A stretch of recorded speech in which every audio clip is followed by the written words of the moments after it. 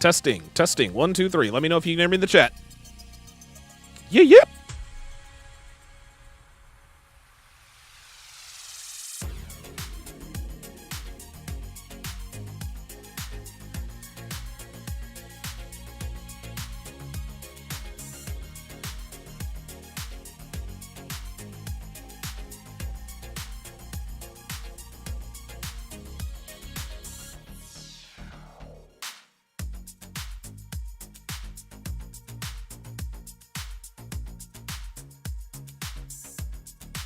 All right, guys. Appreciate you.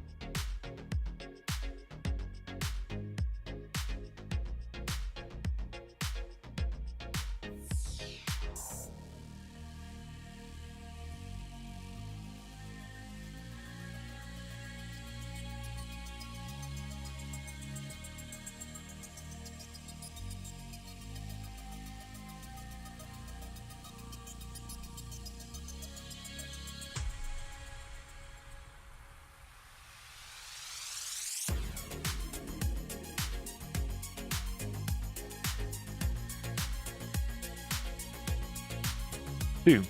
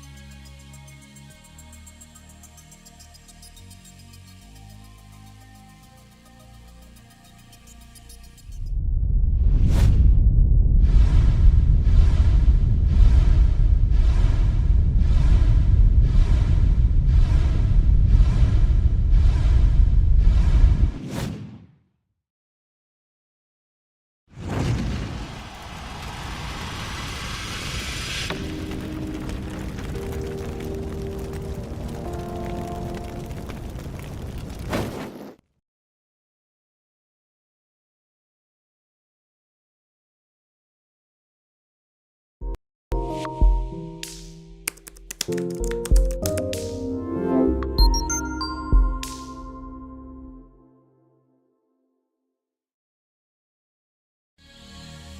woman never belongs to you. It's just your turn. You lost your edge, she lost attraction for you. That's how it works. What'd you think she was gonna do?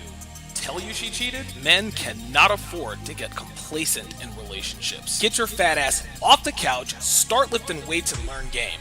You're welcome. And now your man, Donovan Sharpe.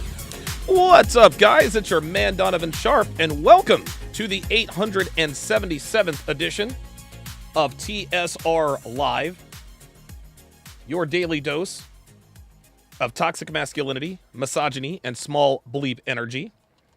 It is Friday, October 14th of 2022. It is good to have you guys in today. As always, we are multi-streaming live simultaneously to Twitch, YouTube, mgtow.tv, manosphere.tv, DLive, Rumble, and in crystal clear, high-resolution 4K to Sharpe Stream, which is available for free on the App Store and the Google Play Store for iOS or Android. So however you're watching, wherever you're watching from, thank you for making the Sharpe Reality Live a part of your daily routine. Quick announcements before we get started. Guys, be sure to like the video. Be sure to like the video. If you like my channel, make sure you subscribe. If you have a strong opinion, whether you agree or not, you can drop me a comment and let me know what you think. And last but not least, share these videos with anyone who pees standing up if you think they can use this content. Also, be sure to tune into the hashtag How to Relationship podcast. On the hashtag How to Relationship podcast, the lovely and talented Devin and I discuss current events pertaining to relationships from an RP perspective, as well as evergreen relationship topics that will help people have better relationships.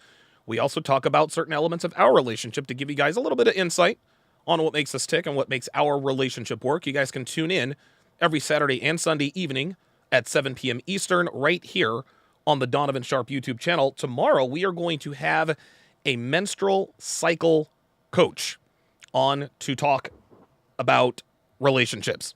A menstrual cycle coach. That's the first I've heard of it, but I'll try to keep an open mind. If you are not getting notifications, and I know that most of you are not, download the Sharpe Stream app and you will never miss another live stream. Again, the app is absolutely free. Just enable push notifications and you will be notified every single time I go live. When you download the app, you get access to all of my premium live content absolutely free. You don't have to pay anything. You get access to my dating show breakdowns, exclusive streams, and anything else that is not safe for YouTube. This means that you can watch all of my breakdowns of all the dating shows, movies, and so forth, and keep your greedy little hands on your money. However, if you want access to the replays, as well as the archive of over 20 seasons of dating shows and the 4 movies I've broken down thus far, as well as over 30,000 hours of premium content not found anywhere else, become a Sharpe Stream member or a patron for less than 17 cents a day. As a Sharpe Stream member or a patron member, you also get access to the podcast versions of these live streams, which is all the content without any of the small talk, shilling, or me running my mouth about things you care nothing about, like my sponsors, my ebooks, my bowling scores, and so forth. To sign up, go to patreon.com/DonovanSharpe or sharpestream.com. Today is the day that I am dropping my interactive ebook. I'm dropping my interactive ebook today. How to correctly vet women, how to properly vet today's women for relationships. I'm going to drop that at, I think I'm going to drop it at 6. I think I'm going to drop it at 6 o'clock this evening. I'm going to drop it at 6 o'clock this evening. Devin, when she gets here into the chat, she'll put the link. She'll put the link in terms of where you can get it. It's only $13, guys. It's only $13. This book takes you step by step through the vetting process, through the thorough vetting process of vetting a modern woman. Keep you from getting got. If you want to call in or join the Zoom link, all I ask are 2 very simple things. Let me move this out of the way. All I ask are 2 very simple things. If you want to call up or join the Zoom link. Number 1, be respectful. Okay? Just be respectful. You can have strong opinions. And we can certainly have a spirited and even a contentious discussion, so long as we refrain from name-calling and personal insults about each other. Number 2, turn your camera on so I can see your entire face during the discussion. If I cannot clearly see your face, I'm not bringing you on. Or if your face disappears but your voice does not, I'll drop you off the Zoom call.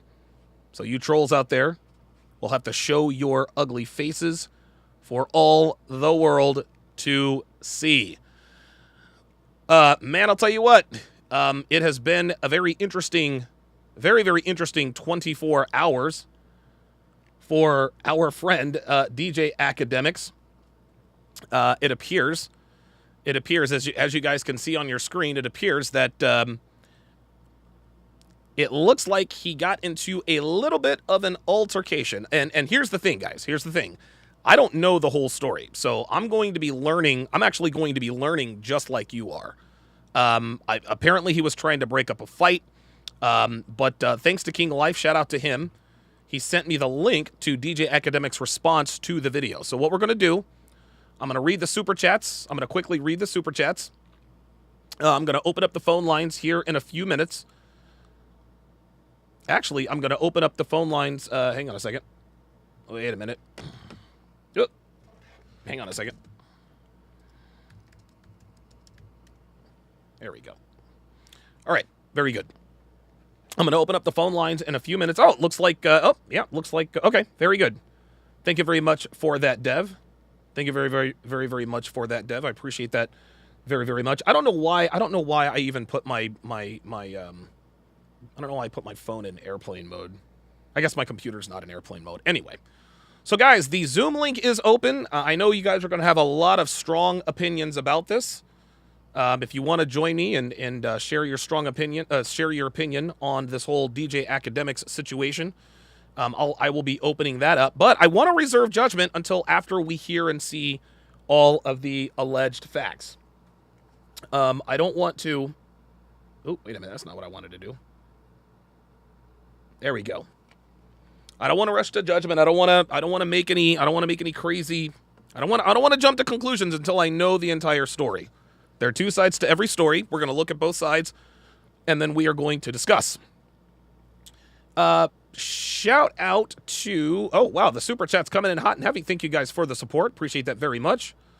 Shout out to CEP3 Gaming with the $5 super chat. Says, dude, the White Knights on last night's stream clearly haven't had enough experience with women to know they deserved what they got from Sneeko and AK. Yep. 100%. 100%. Listen, I said it yesterday. I'll say it again. I have absolutely zero issue. I have zero issue with anything that Sneeko or DJ Academics said to the ladies. I don't care that Sneeko came in hot. I don't care that DJ Academics came in hot. I don't care that DJ Academics sprayed the whole place up with spraying with whatever, I guess. I don't care that he got out of control. That's who he is. That's who he is. Myron knows exactly what he's doing. It is what it is. They haven't been canceled yet. Listen, like I said, Myron knows who DJ Academics is, and he delivered as usual. Like I said, man, these broads need to be put in their place, and Sneeko and DJ Academics put them in their place. If that's not something that you guys like to see, hey, look, and I'm not going to pass judgment. If that's not what you want to see, cool. You don't have to watch it, but Myron's going to run that show exactly the way he wants to run it. And 960 something thousand subscribers shows that he knows what he's doing. He knows he is in control. Shout out to Phantom 313. Says, Donovan, are you open to having a Zoom call with men who have already jumped? Yes, if you want to jump, yes. If you've already been on the Zoom this week, I will open it up to anybody else. So if you've been on before, you can jump on again. I have absolutely no problem with that. Had a couple more super chats here. Invocator with the $10 super chat. Chat says, W stream yesterday. Classic Donovan breakdown. Appreciate that. Haven't heard from you in a while, Invocator. Good to see you in here. Johnny Green, member of chat privileges, says 1 year into the TSR club. Many more to come. Shout out to Johnny Green for now being a 1 year member of the TSR family. Homie Click says he's been busy with crypto stuff. Yeah, that's very, very true. Phantom 313 says if AK was a Pokemon, his ability would be Reckless, which seamlessly segues to the video. Oh, it looks like King Life has the full video with audio. Oh, so we are going, dude, shout out to King Life, man. Shout out to King Life. So all I had was this. Devin sent this to me she sent this video to me a little earlier, but we're going to put this in and we're going to see the whole. Now I got to make sure. Okay. All right. So I got to make sure. I need to make sure that okay, this isn't on, because I know that DJ Academic's team is very, very strict on, copyright. I have no problem with that. He wants to protect his brand. I'm good with that. So this is the whole team. This is the whole team. This is the whole, this looks like it is the entire video instead of just the snippet that we saw. So like I said, we're going to watch the entire video. We're going to find out, we're going to see exactly what happened. Then we're going to watch DJ Academics. We're going to find out Ack's response, because shout out to King Life. He provided that as well. Shout out to King Life for providing me with that. Because, I was coming in blind. I was like, okay, I know this is probably something worth talking about. I just didn't know anything about it. I didn't know nothing about it. So I was like, okay, I'm flying blind here. I'll try to learn on the fly. Hopefully I don't say anything stupid. But thanks to King of Life, it looks like we are going to have all of the information we need to make the proper judgment. On this. So let me move some things around here. I've got a lot going on my screen right now. Devin okay, perfect. 289 of you watching. Please, guys, hit the like button. Share the video. All right. Here we go. Let me go ahead and get everything set up. Make sure everything is good to go. Okay, let's check out this video. Let's see what happened.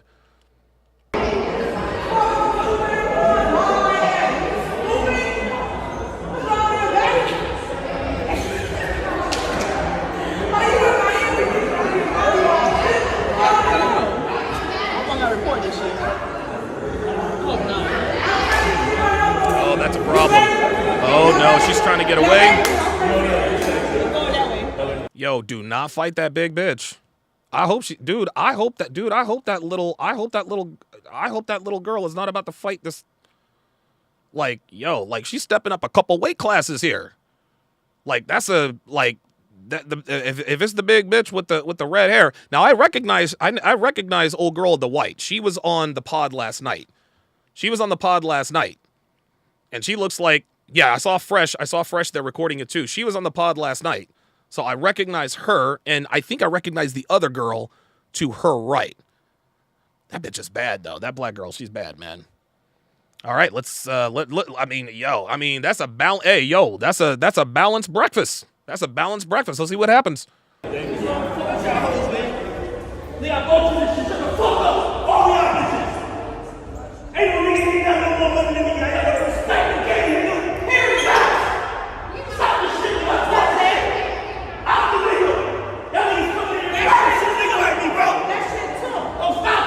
the fuck is she doing? No.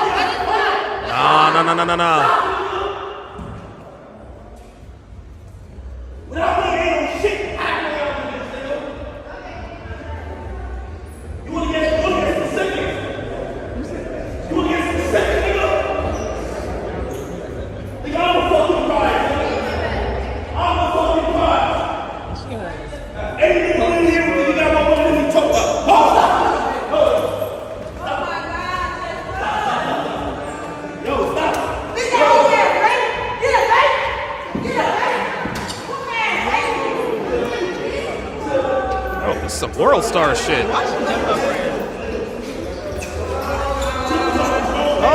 shit!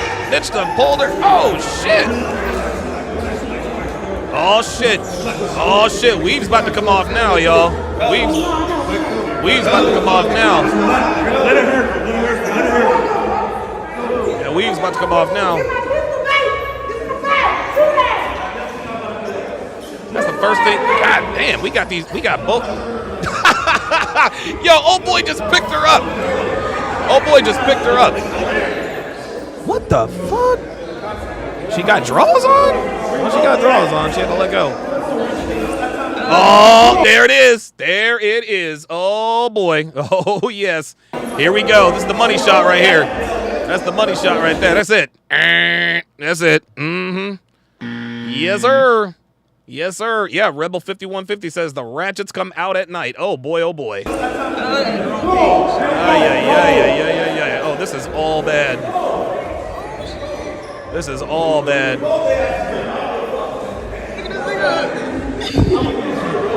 Is that a white girl that she was fucking with? I don't know why bitches with weaves always be the first one to try to fight somebody. Nice ass, though.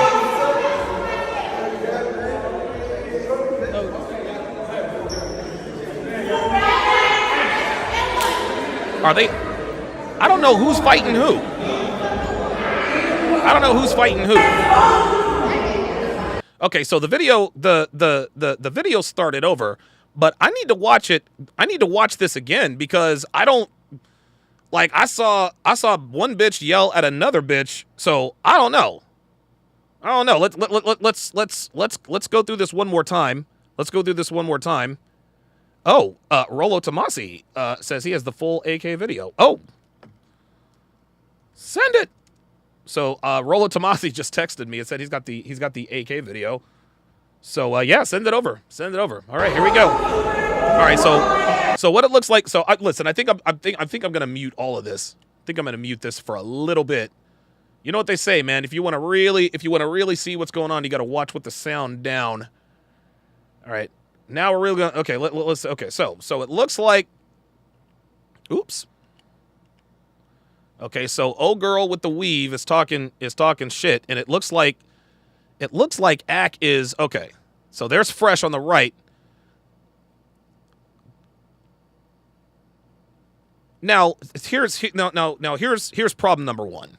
Here's problem number one, guys, okay? Problem number one is that you have a girl who wants to fight, guys. Dude, women who want to get into fights, bad fucking news. I don't care if they want to get in fights with men or women. That's bad news. That's bad news. Okay? If you need to step in and keep your woman from fighting, you're with the wrong woman. You're with the wrong woman. Women who actually get into fight, like, dude, I've been in plenty of fights, but I'm a man. I'm a man. That's what men do. But Devin, she tells me all the time, she's like, dude, I've never been in a fight, and I am not interested in getting in a fight. She does not. Most women are not here. Most women are not trying to get into physical altercations. Ramirez says a confrontational woman can get you in trouble. That's exactly right. Dude, I'm telling you, man. I'm telling you. Now, and listen, we're going to watch the academic's response video, and hopefully he can shed a little bit of light on this. But the first thing I'm seeing here, the first thing I'm seeing here that I see is wrong is that you have a woman who actually wants to throw hands. I don't care if she started it. I don't care if she wanted to finish it, whatever the case may be. Your woman wants to throw hands with another person. That's a problem. Okay, now they're jawing back and forth. Now Ack pushes her. Is she drunk?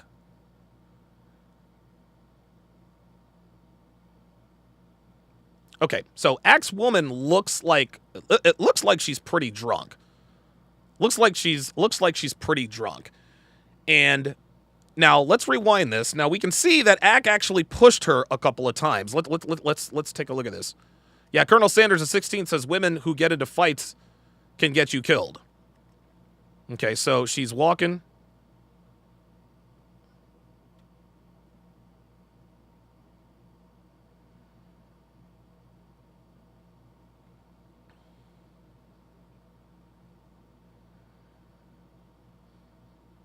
The fuck is she reaching for? See, that, here we go. Right here. There we go. There you go, man. There it is. There it is. Right there. See, she was good. See, I don't, and again, when he pushed her the first time, and by the way, never, ever, ever physically accost your woman in public. You can check your woman in public. I've checked Devin plenty of times in public. I've checked her plenty of times, but I've never raised my voice to her in public, and I have never I've never put my hands on Devin other than them titties. I've never put my hands on Devin, and I've definitely raised my voice at her, but I've not raised my voice at her in public. No, sir. But here's the thing. I'm not going to sit here and condone the push, but I'm trying to figure out, and I guess we'll get AK's side of this here in a little bit. But my guess is that he will tell us, not that this is right, maybe he will tell us the reason why I pushed her was because she was trying to go fight this other girl. Right? Like if Devin, I would never be with Devin if she were the quarrelsome type. But if your girl is trying to physically accost another girl and you are trying to stop her, then at some point you have to at least physically restrain her. It doesn't appear to be what happened here. So okay, so she looks pretty damn, hold on. She looks really, really fucking drunk. She looks really fucking drunk. Let me see this here. Okay, so he pushed her. I don't see what happened. Oh, look at this. Okay, so here we are on the left-hand side. She's trying to get away. She looks like, yeah, that's the thing. See, Ack is trying to restrain her to keep her from going over there and getting her ass kicked. That's what it looks like he's doing. It looks like he's trying to restrain her to keep her from getting her ass kicked, and she's fighting him. And then the camera goes away, and then he pushes her. We see that push, right? Now, she looks like she heeds him. And I don't love the pushing. I don't love the pushing.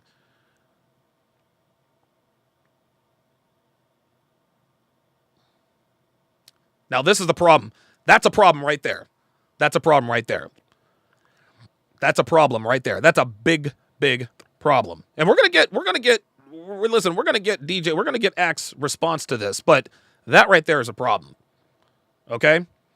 I didn't love the push. And guys, listen, you can't do things to, you can't physically push people. You just can't do it. It doesn't work that way. Phone lines are open, 516-387-1987. You can't, this is not something that you should do. Okay? That's not something you should do. King Life says he just sent me a video. Oh, at a different angle. Okay, so we'll finish watching this, and then we'll watch King Life for the W. King Life with the W. Man, you are coming up in the clutch today. Okay, so now see, I can understand. Now again, I'm not gonna condone the pushing, but like at that point, don't push her. You have to restrain her. If you're really trying, see, this is the thing.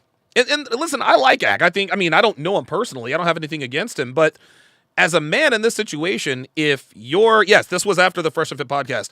As a man in this situation, number one, you shouldn't be a woman who likes to fight, number one. Number two, if you see your woman is about to be physically accosted, your job is to protect her from herself. You're supposed to restrain your woman and take her away from the situation. It looks like Ack kind of escalated it. Looks like he kind of threw a little bit of fuel on the fire with all of his craziness. And listen, I can be a hot-headed guy too. Listen, I've definitely lost my cool in many, many, many situations, but this is not a situation that you need to jump into and continue the yelling. At that point, listen, this conversation that he is having with her, so the conversation he's having with her right now, guys, this has to happen behind closed doors. Oh, I didn't see that either. Uh-oh, she took his hat. And she threw it. So it's Jesus Christ, man. So he's keeping the purse away. She took his hat. Yeah, she's out of pocket. She's out of pocket.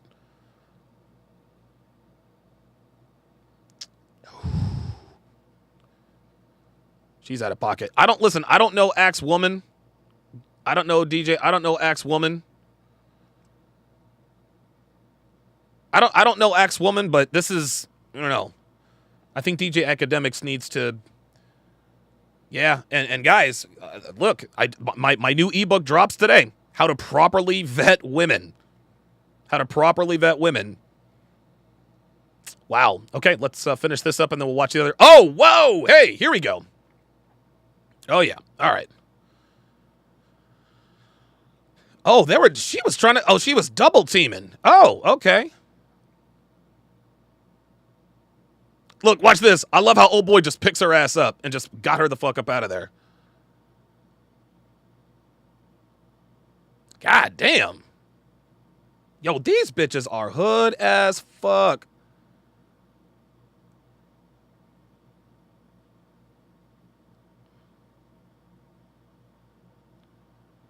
Yo, that bitch is still coming around there trying to swing on her. See the difference? Look, he just said, whoop! He just picked her ass up. My boy just picked her ass up. See, the difference between Axe Girl and Balanced Breakfast Girl is that Balanced Breakfast Girl's hair is not real. As you can see right there. Oh, this is the cops. Oh, shit. This is the cops. So now the cops are in. Yo. Yeah, that's not something.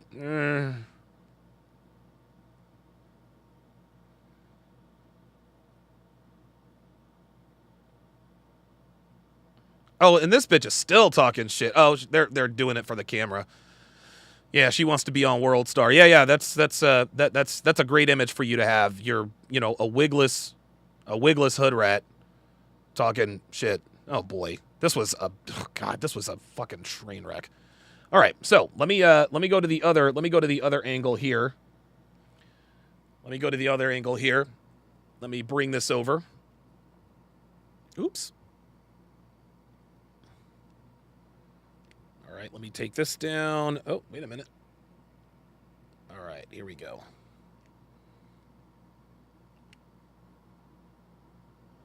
All right. So this is from a different angle. So we'll see what's really going on here. I don't think there's any sound.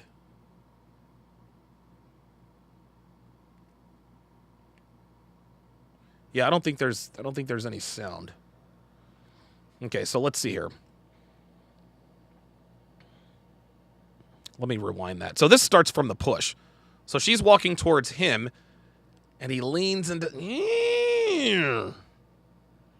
Yeah, I'm not.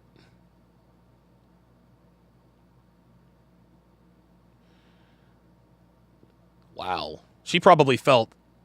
I'll tell you what, man. She probably felt extremely lonely because she's got two bitches trying to fight her, and then.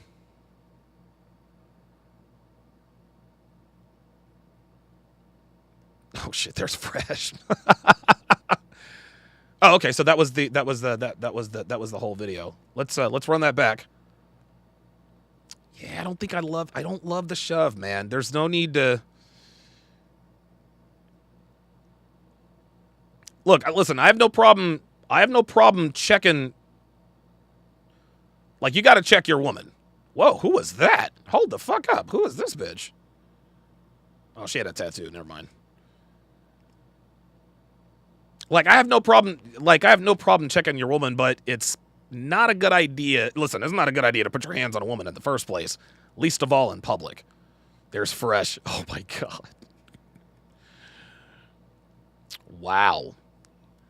This is what happened. I mean, I don't know. DJ Academics is worth, I think he's worth somewhere in the neighborhood of $10 million. He could do better, couldn't he? I don't know. I mean, I'm not trying to be disrespectful to the guy, but that doesn't really. All right. Let me read these super chats, and then we'll watch the DJ Academics. Actually, I've got somebody. Steven's iPhone was on. Looks like Steven, if you want to jump back in, I'll have you on. The Zoom link is in the chat, guys. The Zoom link is in the chat. Let me read these super chats. And then I'll. King Life sent me another Okay. Well, let me read these super chats and then I'll continue here. Joe Southward, $10 says the one in the red wig looks like she doesn't wash her hands. She probably wipes back to front. Oh my God, that's disgusting. CEP3 Gaming with a $10 super chat says apparently AKA's girl sells the kitty. He doesn't know how to vet them. That would not be. I don't know that that's a good idea. Da Vinci HD Production, $5 says, I believe academics is in red pill rage right now. That's a possibility. That is a possibility. Da Vinci Production, again, HD Production says, $2 says, chicks like this can cost your life. Absolutely. Dude, you can lose your life fucking with these kinds of girls. Colonel Sanders, the 16th member for 32 months. Colonel Sanders has been a member for almost 4 years. Says AK should have just picked her up and removed her. That's what I would have done. That's what I would have done. If I'm Ack, I pick her up, I take her outside, I remove her from the situation, and then then you take corrective action after that. But further escalating the situation, I don't know, with all the yelling and everything, that's not the best idea. King Sargon II, $5 says, King Life, empty the clip. King Life, $10 says, also AK's girl was selling kitty in Virginia. Wow. Okay, so I'm going to bring up another angle. Oh, there it is. Hang on. So this is another video that King Life sent me this. Yeah, King Life, he and I we're on texting terms, man, because me and King Life are cool. We're cool like that. So let's see what's going on here. Let's see what's going on here. Okay, wait a minute. This one has sound, so.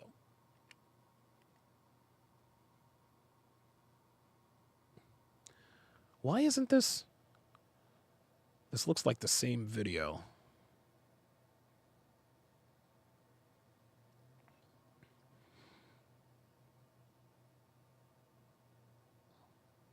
Yeah, this is. If you're going to check your woman, guys, you can't. Oh, it has. Yeah. Okay, he said it has the sound. So maybe there's probably something going on my end. Let me open it again here. Oops. Okay, let's go.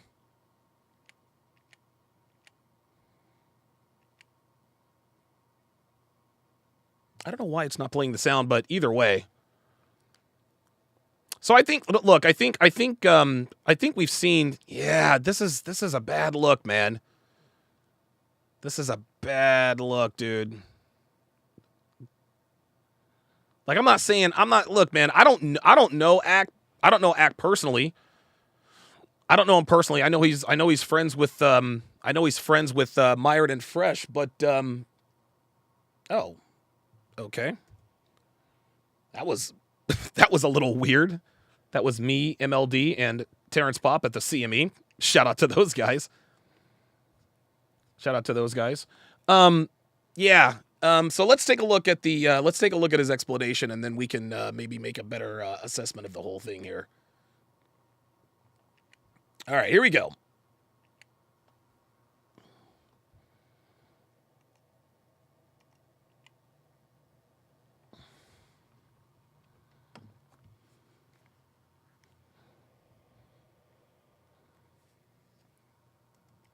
Hang on.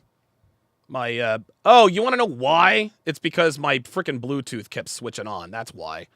Sorry about that, guys. Jesus. Here we go. All right. It's going to be on YouTube with it, man. I like you. Come on. All right, here we go. Now you can hear me? All right. Okay. Yo, y'all up in here like this is like a speech. Hey, let me tell you this. The only reason I'm even like, because I really wasn't just going to address this at all, but I knew there were probably going to be female blogs that are going to pick this up because I'm not the most liked person when it comes to, you know, like, to do with me. Like, that's just what it is, fuck with me, pause. Like, I have a lot of, like, most of my audience are male. But when it comes to women, they can't wait to see me go down. You get what I mean? So I knew they weren't even going to see it for what it is. They're going to be like, okay, how does this look bad on him? And yeah, you know, without no context, you've seen a man in between, like, first of all, a man shouting at a woman, or a man in between two women, and you see fighting that all happen, look crazy. But, you know what I mean, y'all got to understand the truth of it. And, you know, I know when I learned a bunch of lessons here. And first lesson is, I can't go out with y'all chicks no more. I'm good. Like, you know what I mean? I can't go out with what chicks anymore? Hold up. Wait a minute. I guess he dumped her, broke up with her? And, you know, I know when I learned a bunch of lessons here. And first lesson is, I can't go out with y'all chicks no more. I'm good. Like, you know what I mean? I think, most women these days are growing up on baddies. Yep. They're growing up on these really ratchet, like, they're looking up to, like, look how many times, like, Shade Room posts Krishan Rock and Blueface. They really, like, I don't think y'all understand the effect this has on women. Yeah, actually, we do. We do understand the effect this has on women. This community is literally built atop it. Women really going out these days to be fighting and doing all that type of stuff. So anyway, I'm in Miami, bro. I'm on some work trip, bro. Like, literally, I'm doing my Spotify thing out here. I ain't got time for none of that shit. But I hit the club. I really didn't want to bring this chick with me because, like, you know what I mean? Bro, let me tell you, number one, fame ain't for everybody. And a lot of things ain't for, like, people don't know how to just deal with it. I mean, I didn't know how to deal with a lot of stuff, and I still don't really know. But what happened is when I think he said y'all chicks. you have somebody who might be a significant other, bro, mixed liquor and all this stuff is new to them. They don't know how to act. You know what I mean? How they gonna act? They gonna act just like they see every crazy bitch act online. So anyway, we up in Komodo. I don't know. I think they were. Anyway, we up in Komodo. Damn, Komodo. I don't know. I think they were waiting on Burna Boy or somebody to come through. But I guess I got there before Burna Boy. Every 20 seconds, the DJ just like, yo, academics in here, academics. So it's like a fucking siren. I ain't saying I'm no, like, huge star or nothing like that, but, like, the bitches in there be like, yo, let me just go take a picture. Probably see them online type shit, right? So chicks is coming up. Even too. They just want to come take a picture. Bro, I'm used to this, bro. I don't go out in public if I'm not ready for this shit. I always said this. This has been my life for a little while. Bro, the chick I'm with, she under the liquor kicking her ass, nigga. She battling with the demons, nigga. Like, the demons of tequila, dog. Like, so, like, you know what I mean? You know how girls, when they get drunk, they get a little loud. Huh? Okay, so it sounds a little bit to me like he's. See, here's the deal, guys. Here's the deal, and I'll let him talk. I'll let him talk for a little while. But your woman is a reflection of you. Okay? Your woman is a reflection of you. If your woman gets out of pocket in public, then what must happen indoors, behind the scenes? Right? Okay, so his girl was drunk and demons and all this other kind of stuff. Okay, that's fine, but if you have your girl in check, she won't make you look bad in public. A woman who is out of pocket is a direct reflection on the man. This doesn't mean that the man is a bad or a terrible person, but it's clear that Ack did not have his woman in check. Because if he had his woman in check behind closed doors, he wouldn't have to check her in public and have to check her like that. If you know your girl under the influence likes to throw hands, then guess what? Don't bring her in public and have her under the influence. Yes, okay, so the girl was drunk. All right, that's fine, and she wanted to throw hands and all that. But as a man, it's your responsibility to make sure your woman doesn't make you look bad. I say this all the time, guys. Women need protection from a lot of things, okay? They need protection from bad decisions. They need protection from, dangers of the outside world. But more than most, the thing that women need to be protected from the most is themselves. Women need to be protected from themselves. Modern women, their default setting is self-destruction. They are on autopilot to self-destruct. This woman tied off a few. You can tell she's pissed drunk, and she's about to fight a girl 3 times her. She's about to fight 3 girls. One is 3 times her size. Man, That's too much, dude. That's too much goddamn stress, fam. That's way too much stress. And a guy with Axe influence, people knowing who he is, et cetera, et cetera. You gotta vet these chicks a little more thoroughly. That's what has to happen. King Life in the chat says, if you know your girl is allergic to strawberries, you're not going to take her to a strawberry farm. Exactly. I'm not, listen, listen, his girl got out of pocket. That's fine. He should not be, me personally, I think that Axe should not be with her anymore. Because she's proven, number one, she cannot hold her liquor. And number two, when she does get liquored up, she's trying to fight bitches 3 times her size. That's a bad recipe. Because then, what if she tries to fight a girl who has a boyfriend and his own boys are there? So now so now these two girls get into it. Act jumps in to try to break up the fight. Then his boys jump in because they think you're attacking his girl. Next thing you know, you and your girl are both getting stomped out behind some bullshit she was on because she can't hold her liquor. So, like, I understand. Listen, Axe he's got to take some responsibility here. Yeah, the bitch was out of pocket, but guess what? That's your woman. You're the man. You're in charge. You're the one that's supposed to make sure that everything runs smooth. I ain't tripping on that. But now she's seeing just girl after girl coming up, hugging, taking pictures. You know what I mean? Like, she's like, she's like, what the fuck? You know what I mean? And I'm like, bro, like, you do know who you're with, right? Like, you like, again, I ain't the biggest nigga, pause, you know what I mean? Like, in terms of, like, a popular person, but you're in Miami at a very popular place, and they see somebody who they think they know, they want a picture. Bro, she's starting to get jealous. All right, cool. I kind of notice a little bit, too, but everybody noticing. Nigga, I'm standing on the thing, girl come up, picture, girl come up, picture. She all of a sudden just start bulldozing these chicks out of the way. Like, yo, what's up? Like, yo, Yeah, that's the liquor. So there are two things at play here. Number one is the liquor. Okay. Number two, if you're gonna be with a chick in public and she knows you're a public figure, all right, you need to let her know, hey, check this out. When you're out with me, bitch is gonna come up and take pictures. That's what they're gonna do. And if you are the type of bitch that has a problem with that, you might want to stay home. You might want to stay at the hotel. That's how it's done. Guys, listen, man. Again, and dude, my new ebook is dropping today. How to properly vet women for relationships. Had Ack had my ebook, this would never be a problem. This would not be a problem. Ack is worth $10 million. A $13 purchase could have saved him all of this. This is a conversation. Dude, a lot of people say relationships are about communication. Yeah, absolutely. No doubt about it. But it's one-way communication. I'm a public figure. Girls are going to come up and take pictures. I'm going to let it happen. So if you're the type of bitch who's going to be feeling some type of way and, giving me the side eye and mean mugging bitches, you can stay your ass here at the hotel. And I'll go out, I'll do my thing, and I'll see you, and I'll get back when I get back. Why haven't we had a conversation? Why haven't we had a conversation with our girl about this? Number one. Number two, how did you not see this coming?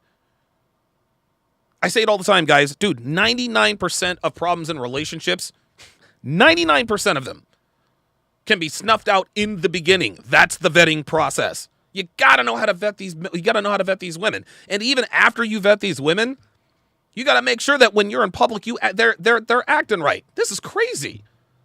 I don't know who I don't know how old DJ Academics is. I'm 45 years old. I don't have the energy for this.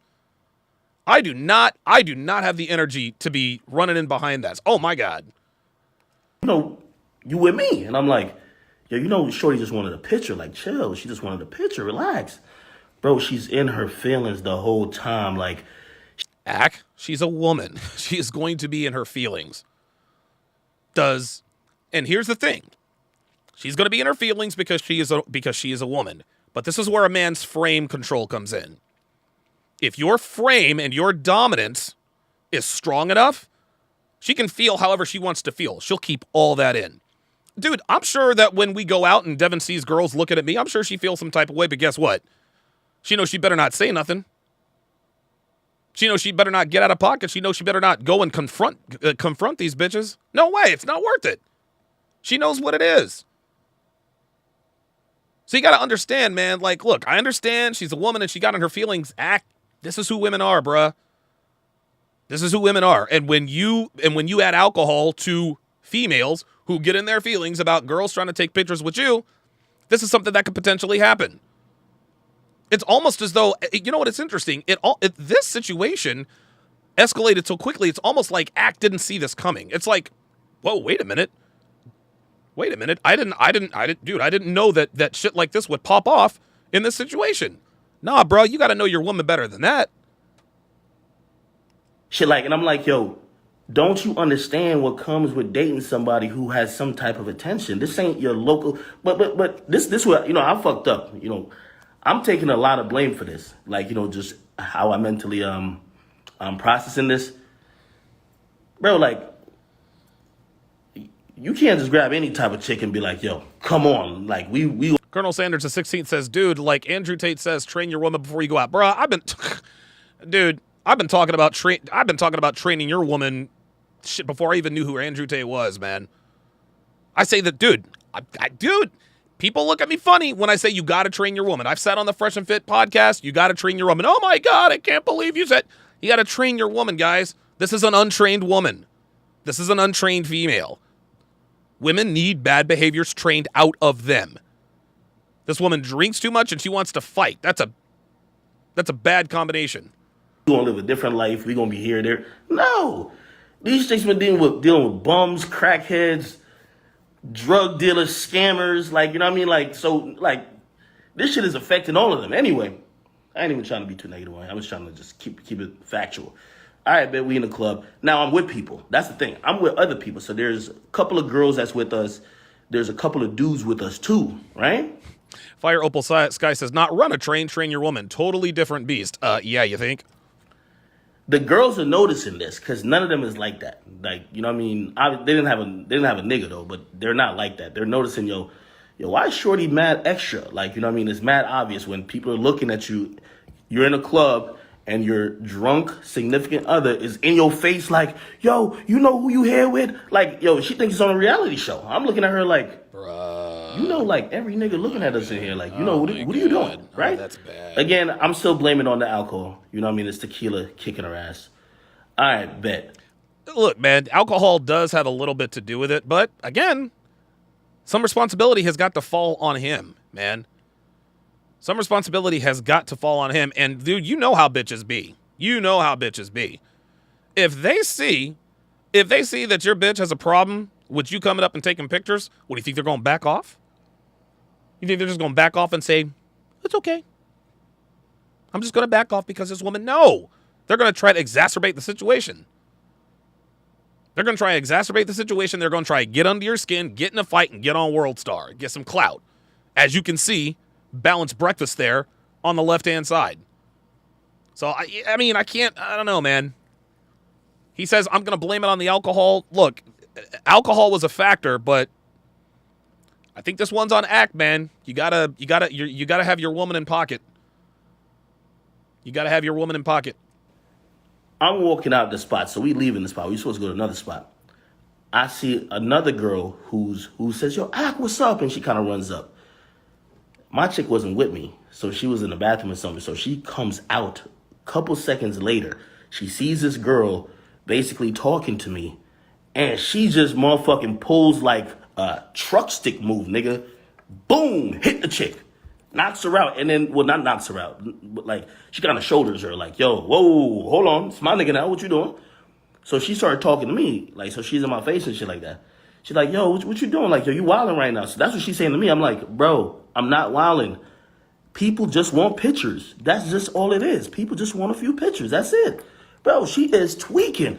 Why you entertaining bitches? Why you doing this? Why you this? Yo, I'm here. I'm like, bruh, these chicks just want a picture, my nigga. Bro, the other girls who was watching her baby the whole night, one of the girls, that's the girl you gonna see, that's the bigger girl who she had like red hair. I guess she... Yeah, we know who it is, Zach. She was hard to miss. He's looking at it like, yo, this is embarrassing. Like, Ack is getting embarrassed. Y'all know I can't do nothing, right? Like, I could shout, but I can't put hands on nothing. You know what I mean? Like, I'm a dude, right? So she's getting, like, she's in my face. Like, you know when girls get up in your face doing all of this shit? Oh, shit. So you know what the other girl does? The other girl swings on my girl because she's looking at it like, yo, you disrespecting your man. He can't do nothing about it, but I'm a girl. So I'm about to fuck you up for him. That's ridiculous. Dude, no, that's stupid. No. I'm sorry. Sorry, man. No, man. No. You don't, dude. No. Nope.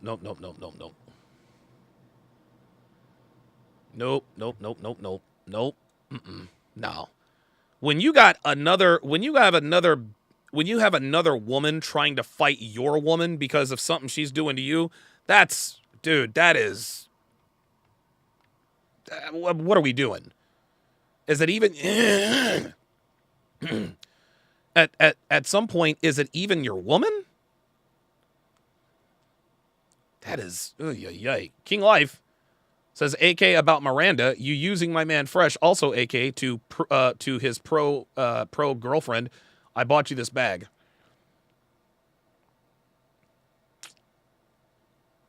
This is a bad look, man. This is a bad look. Listen, I'm not gonna pass judgment.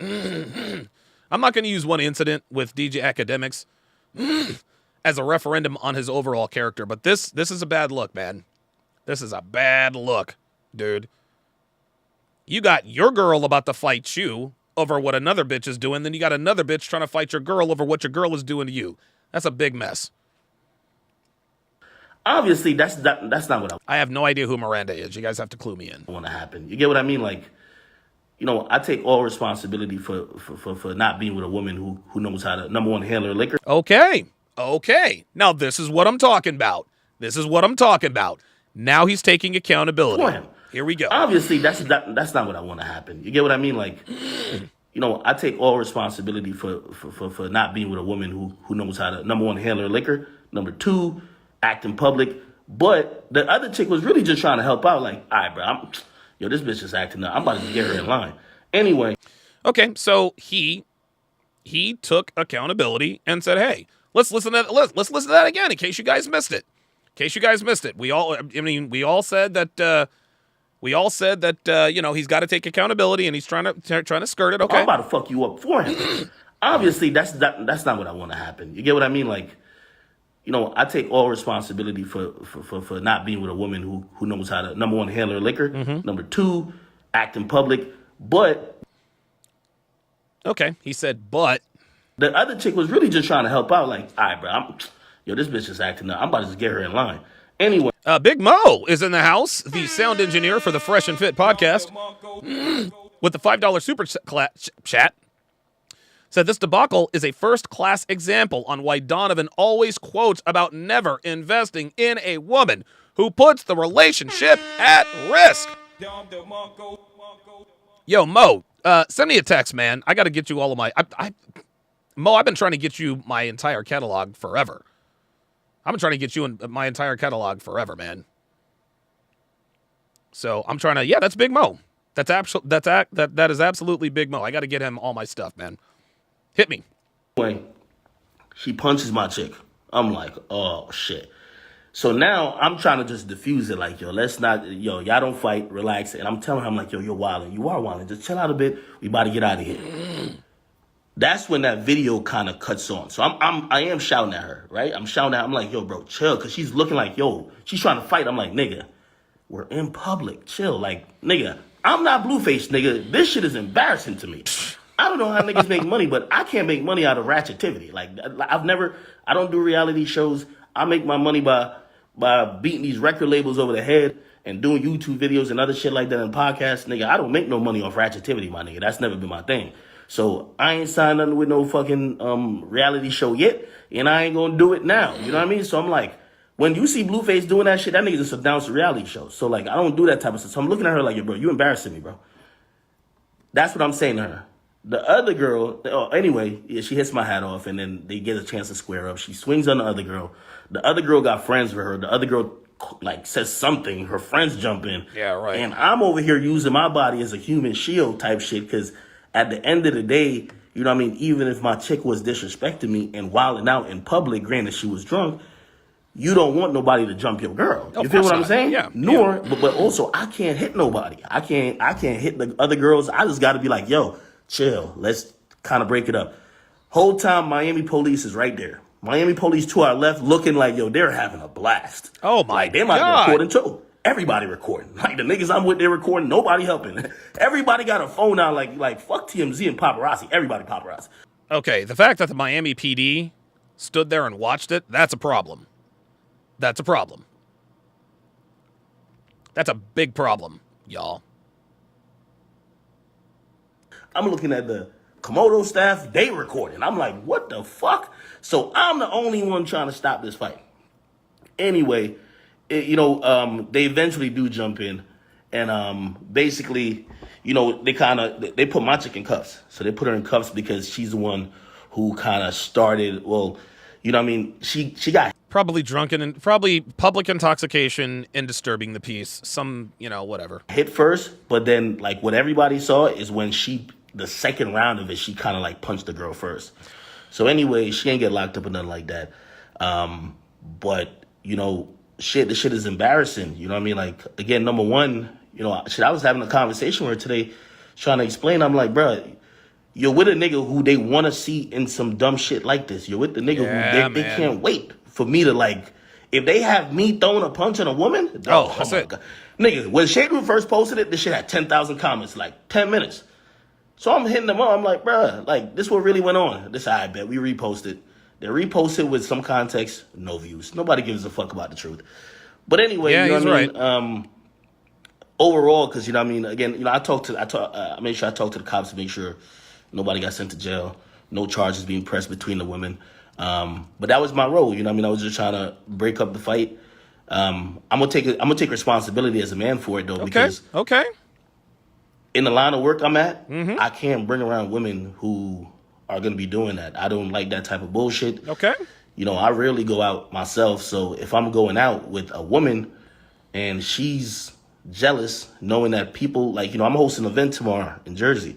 It's gonna be mad people there. I don't know who. Shit, he'll be out my way. Who gonna be there? You get what I mean? Like, I can't be with no jealous motherfucker just all on me looking at like, yo, what's going on? Which bitch you with? Which who taking pictures? Like, nah. But also, shit. I mean, I look at her. She gotta take accountability for her actions. But that shit Hey, appreciate that Technomade B5 with the drive-by like. is just embarrassing, man. That shit is embarrassing, bro. That's all I'm gonna say. That shit is just embarrassing. I think a lot of people enjoyed these type of situations. For me, I got the most to lose. And that's another reason I think I even came to that conclusion. Because I don't fuck with famous chicks. I like chicks. I like regular girls from like regular neighborhoods who probably live regular lives. Yes. But I do understand that when they come into my world, like the way they've dealt with the guy is probably a little bit different. You know what I mean? And, if there's any woman watching this shit, y'all probably act the same way if y'all nigga was talking to 30 chicks in a club. Yes, but this is why you have to thoroughly vet your woman. I'm glad he's taking accountability for it. He said, listen, I'm a man, I'm in charge. My girl got out of pocket on my watch. I'm going to take responsibility for that. Okay, all right, listen. He acknowledged his error in judgment or this particular situation. Okay, he acknowledged it. I'm good with that. But still no excuse, you know what I mean? Anyway, I think I kind of got like just the major shit out the way, but yeah, it's girl fighting shit. I'm gonna keep it all the way a bean. Like, nigga, I kind of knew this all the way a bean. Oh no, I'm already behind. I thought I was up to date with keeping it a buck and a stack. I'm behind on keeping it a bean. I don't know what pause means. Pause. Okay. chick was like, she kind of like that because I've had conversations with her. I said, I've never been with I don't want to be with a girl.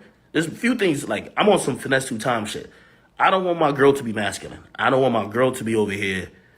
Like, if I can't be with a ratchet bitch, man. I hate ratchet bitches. I can't be with a bitch who trying to fight constantly. Yeah, right. If we going out, you swinging.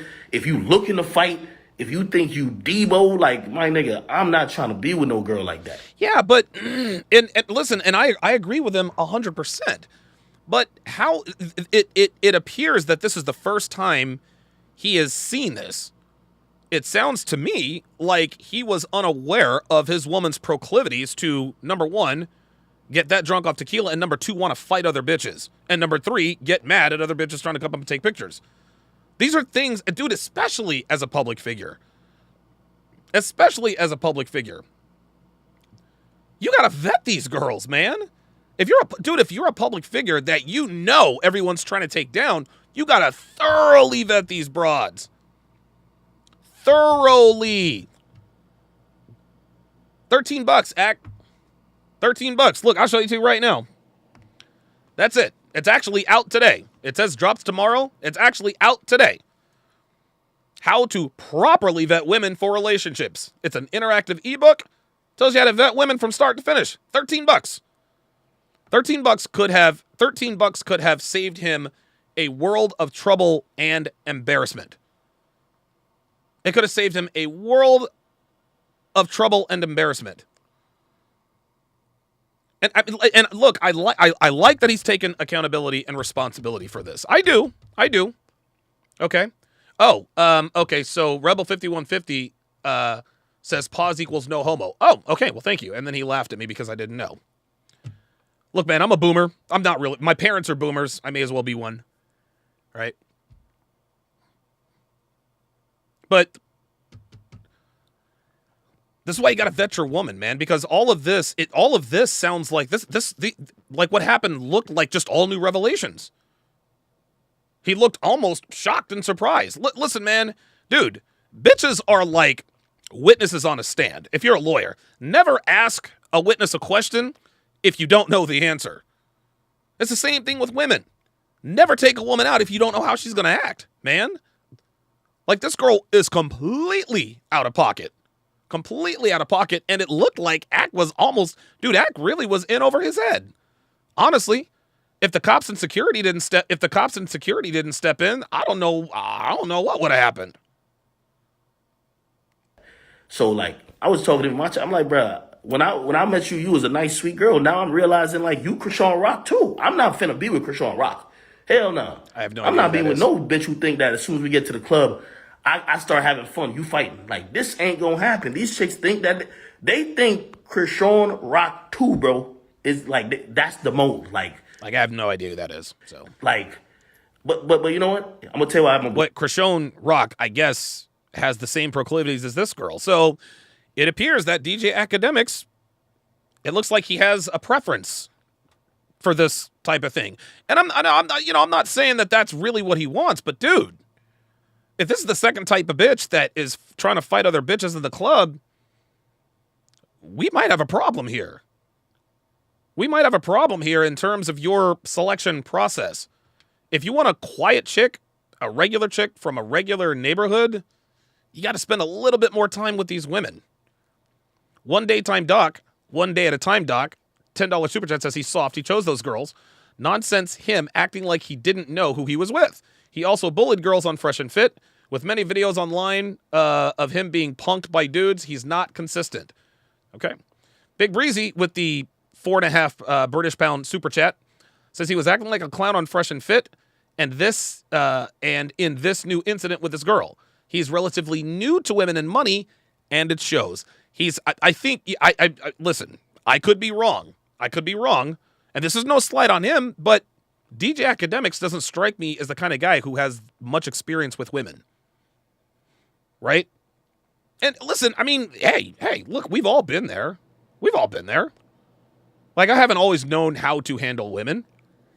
Right? I haven't always known how to handle them, but, you live, you learn, you apply different things. You guys saw the other day on the podcast, the hashtag Had a Relationship podcast. Devin tried to step out of line with some facial expressions, and I quickly put her back in check. We both moved on from it. That was the end of it. That's how it's done. I would never in a million years put Devin on camera if I wasn't 112% positive that she wasn't going to do or say anything that would make me look bad. I wouldn't do it. And it's not really because I trust Devin like that. It's because I trust myself. I trust myself. I trust that I am, and Jay Rello, I'm going to see you here in a minute. See you on the live. I trust that my training is going to prevail. That's the way that is. All right, let's go to the Zoom. All right, Jay Rello, what you got on the situation, man? In the comments on Instagram earlier, and I was just like reading a whole bunch of. He never has that energy for men. He never has that energy for a man, but you always see him in these heated conversations with females. So I saw a lot of people. It looks bad for academics. I hate it because I like academics. I kind of got a, I guess, love-hate relationship with him because some things I think he does great and some things that he just looks terrible. So this looks bad all the way around. He completely lost frame to me. So you said that he doesn't have the same energy for women. Now I've never seen him, and I don't really know that much about DJ Academics. I mean, and I'm not trying to bag on the guy. I hadn't heard of him until I saw him on Fresh and Fit. Of course, Myron and Fresh; those are good friends of mine. So what were you talking about when you said he doesn't have the same energy for men? Does he get into confrontations with men like this, or is it just women? Well, the case of reference, what many people pointed out, which I thought was funny, was, I don't know, that viral moment with him and Joe Budden with the Migos and all of them up there. And basically, they said he kind of had an opportunity to show it. Was he really built like that? They're basically saying, like, he's not a tough guy. He's soft because he only has aggressiveness when, a female is involved. Because they brought up clips where he was aggressive with females, and then they brought up clips where he wasn't aggressive with men in spots. Oh boy. I don't know if you remember, Vic Mensa had pressed him on his show about the way he was narrating Chicago series he had on YouTube. And then he basically called him a bitch and all of that. And wow. I hadn't seen that side of academics, so I kind of thought that was a valid point. You know what I mean? Okay. All right. Anything else to add, Jay Rello? No, that'll be all. All right. Thanks for huge fan of the show, man. Thanks, Huge man. fan. Thanks for stopping by, man. I appreciate that. Sure. I'm not really sure. I don't know anything about him pushing up on dudes or whatever the case may be. I do see. Yeah, Da Vinci HD Production says the Migos were beefing with Budden, not AK. Okay. All right. I mean, listen, I can't speak on that because I don't know anything about that, but if it's true that he doesn't have the same energy for men, and see, this is the thing. You can't, I mean, this is a bad look, man. This is a bad look. It really, really is a bad look because if there are multiple videos of you, running up on women and doing this and that and the third, then dudes are going to want to pull up. Dudes want to know, hey, look, man, are you built like that? Yes or no? And dudes are going to test you, especially if they see you doing this kind of thing with women. But you really got to be careful, man. You really got to be careful because this is the type of chick. Listen, there's plenty of blame to go around. We're gonna blame the girl because she's clearly not built for being in a relationship with him. She just took his hat and threw it away. So we already know what kind of woman she is. But guess what? Axe got to take some accountability, and he did. He's like, look, man, I take full responsibility.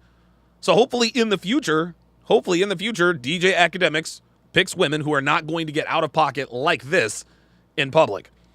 JP with the $10 super chat says Krishan Rock is a celebrity who dates a famous rapper. She's online behaving jealousy. Another note, Ack clearly doesn't have experience with women, and he is always out of frame, to be honest. Yeah.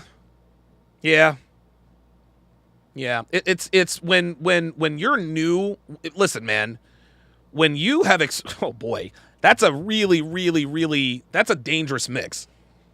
When you have money but don't know how to handle women. And listen, guys, we hear about it all the time from these black pill guys. Well, all you need is money and looks and blah, blah, blah, blah, blah. No. Nah, man, no. Money, dude. This is a lesson to black pill guys. DJ Academics he's worth over $10 million. He's worth over $10 million. And look at your screen. He has no control over his woman. His woman's out of pocket. He doesn't know how to handle her. She takes his hat. She throws it. She's got 3-4 girls trying to jump her. He's escalating the situation by getting in her face. This is what, guys, this is what we mean. This is what we mean. This is what we mean when we say money, game, frame. We say money, game, and frame. Make money, make muscles, learn game. Have frame, guys. Have frame. BMOS21, $5 says, Ack is not a street guy. He's not built like that. By the way, his girl is a pro. He destroyed the content last night. I respectfully disagree. I don't think he destroyed the content. I know a lot of you guys think he did. For me, these two situations are mutually exclusive to one another. Mutually exclusive to one another. Another super chat I missed. Scheduled P says, Donovan, did you do Toastmasters? You have great public speaking and conversational skill. It's a skill I'm always trying to improve upon. Salute. No, I did not do Toastmasters. This is the way I have always talked. This is the way I've always talked. I've always spoken. Even in regular conversations, my voice inflections have always been very good. My voice inflections have always been good. So I appreciate that. King Life sent me another video. Let me okay, let's see here. Okay, all right, let's see what we got. Jealous. All right, hang on. So I'm gonna move this over so y'all can see this. Oh, well, actually, I can just keep it right here. All right, let's see what this is. I'm hosting events tomorrow. I got to fuck with her. She got everything y'all need and more, man. Y'all ain't fucking with her. I can't be with no jealous motherfucker. Period. Tell her, bro. So that's the redheaded bitch. She's trash. Jealous. I'm hosting events tomorrow. Was that the redheaded? Hold up. Was that the redheaded bitch trying to fight his girl? No, I don't think so. I don't. Is that her? That does look like her. I got to fuck with her. People that got everything y'all need and more, man. Y'all ain't fucking with her. I can't be with no jealous motherfucker. Period. Tell her, bro. I mean, that looked like old girl. I don't know who that is.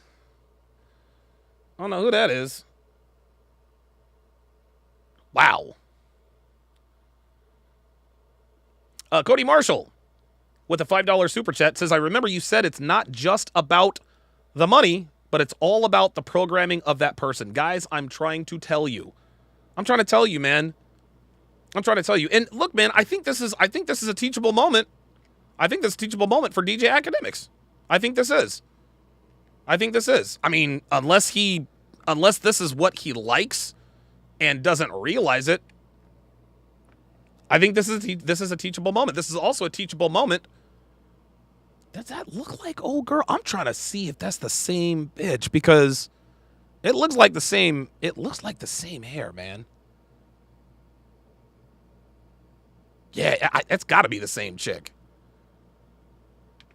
It's got to be the same chick. Wow. Yeah, guys, this is why we. Oh, wow. So what says ratchets and six figures like oil and water. It'll never mix. Man, I'm trying to tell you. Guys, this is the perfect example. This is the perfect example of why you need to understand modern women. You gotta know how to do this stuff, man.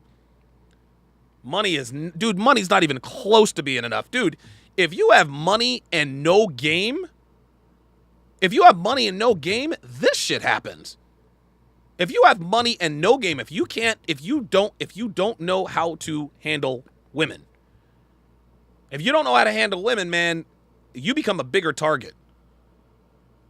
It's just all it is money and looks. If you look good and you have a lot of money, then that's all you need. Yeah, you know what? Money, looks, fame, and all that.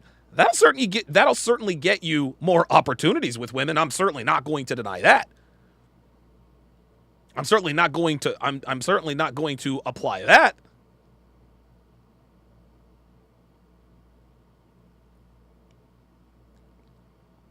But if you have money and fame and looks, but you do not understand how to handle women properly, dude, you're a target. Dude, you are a target, man. I don't know how this girl ended up. I don't know how this girl ended up with DJ Academics. I really don't.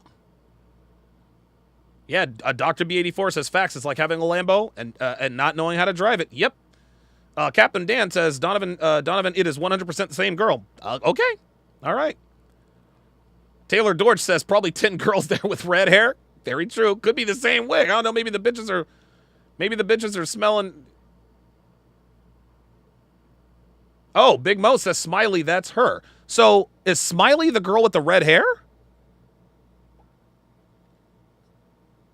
So Smiley's the girl with the red.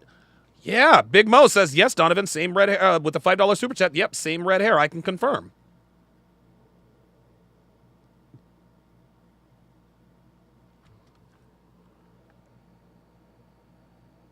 The plot. Dude, this is...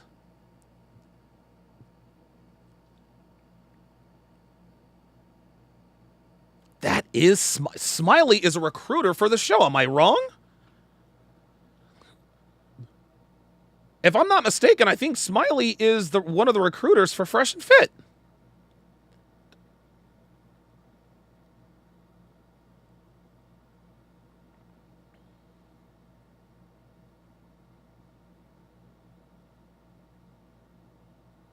This is, oh my God. Wow. Oh, so Smiley ain't been on the show in months, though. Oh, okay. I thought she was, I was going to say, man, if this is a fucking recruiter, holy shit. Yeah, I can't believe she took his hat and threw it, man. Dude, I'm going to tell you what, man. I'll tell you this. And this is no slight on Ack, man. This is no slight on DJ Academics, and I mean this in the most respectful way possible. Oh, Smiley is one of the recruiters. I mean this in the most respectful way possible. Axe girl doesn't respect him, man. Axe girl does not respect him. Because if she respected him, this would never have happened. This girl, whoever she is, whatever her name is, her behaviors are indicative of a woman who does not respect her man. These behaviors are indicative of a woman who does not respect her man. Guys, if she had any respect for DJ Academics, any respect at all, number one, she wouldn't get that piss drunk. Number two, she wouldn't have just taken his hat and thrown it. And listen. I don't want to say in her defense by any stretch of the imagination, but he was in her face. I suppose if you're, I mean, I don't know. I guess that was her way of maybe trying to yell back. But she is fucking drunk. Dude, she can barely walk. Yep, there she goes. Yeah. There she goes, talking shit. Yeah. There's Fresh. Yeah, man, this is what happens when your girl doesn't respect you, man. This is what happens when your girl doesn't respect you, guys. And look, man, I don't have anything against DJ Academics at all. I don't know the guy. I like his energy. And I don't know, maybe I'm a little bit biased. Maybe I'm a little biased because, you know, Ack and I were both, you know, high octane guys. But fam, your woman's got to respect you, man. If she had any respect for Ack, I mean, look, man, if you're out with your girl and it's okay if she wants to sip on a few Cosmopolitans, if she gets a little buzzed, hey, that's cool. You know, she's a little woozy, having a good time. Hey, you know, you guys are out, right? Having a couple of cocktails, you get a little bit silly. It happens. It is what it is. But when it gets to a point When it gets to this point where when she gets so drunk she can barely walk, and now she's trying to fight bitches twice her size?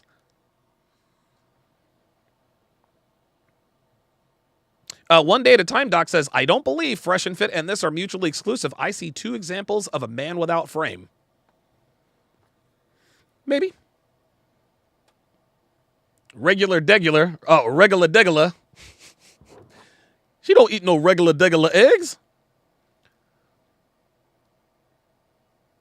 Says, Rolo somewhere rubbing his hands like Birdman.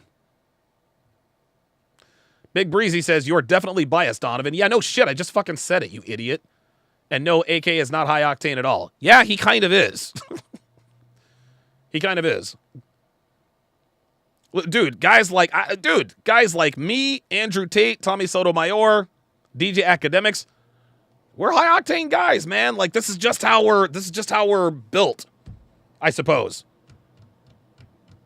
I got the criminal record, dude. I got the criminal record to prove it.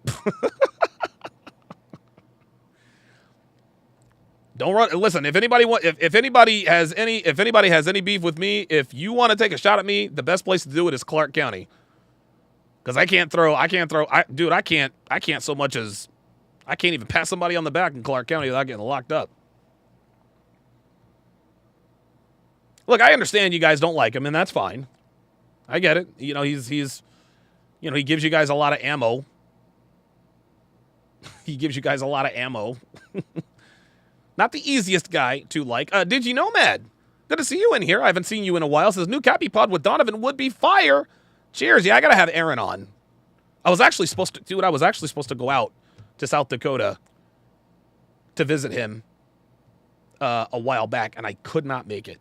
I couldn't make it, man. I was very, very, HUD says, you guys are explosive. Yep.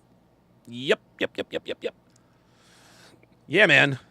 I've done a really good job of controlling my temper as of late, thanks to my sponsor, Happy Hippo Herbals.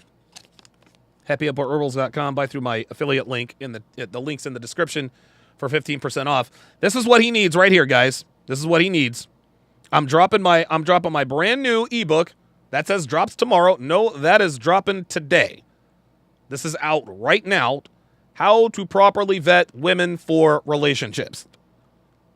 How to properly vet women for relationships, guys. It's an interactive ebook. It shows you exactly how to avoid situations like this. Because had DJ Academics had his hands on this, then this would not be happening. That would not be happening. Big Breezy says, how are you going to put... Hold on. Hang on a second. Big Breezy says, how are you going to put Tate and Academics in the same sentence, Donovan? As I said before, I'm a professional fighter, a.k.a. not in that category. He's an internet kid. Big Breezy really does not like DJ Academics, man.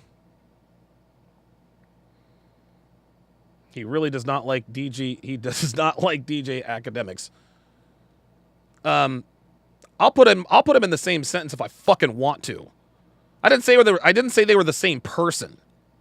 Like, Big Breezy, you need to calm the fuck down, fam. Like seriously, calm the fuck down, bruh.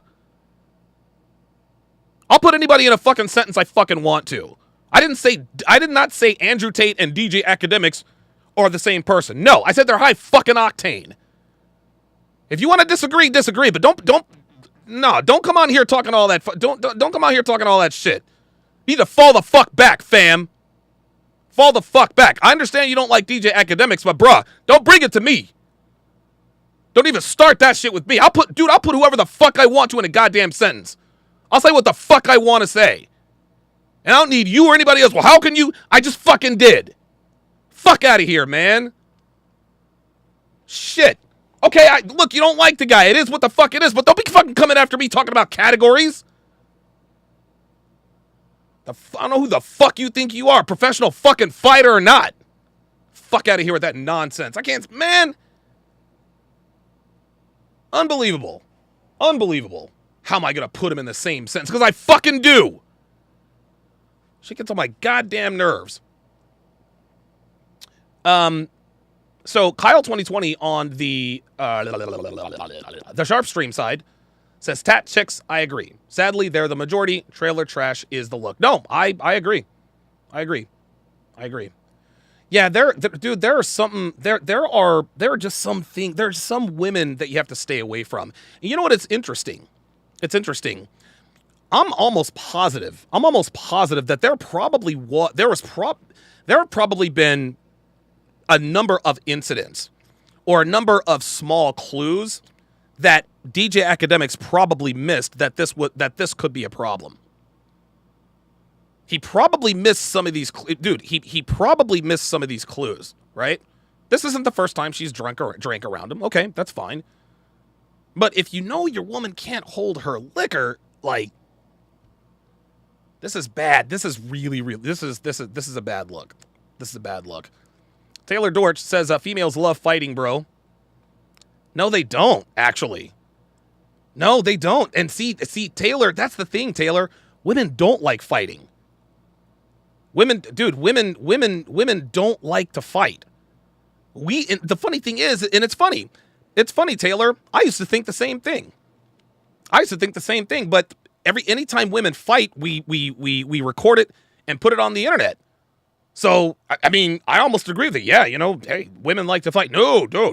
Dude, honestly, most women, dude, oh my God, dude.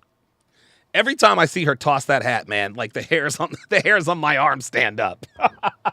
Oh my God. Unbelievable.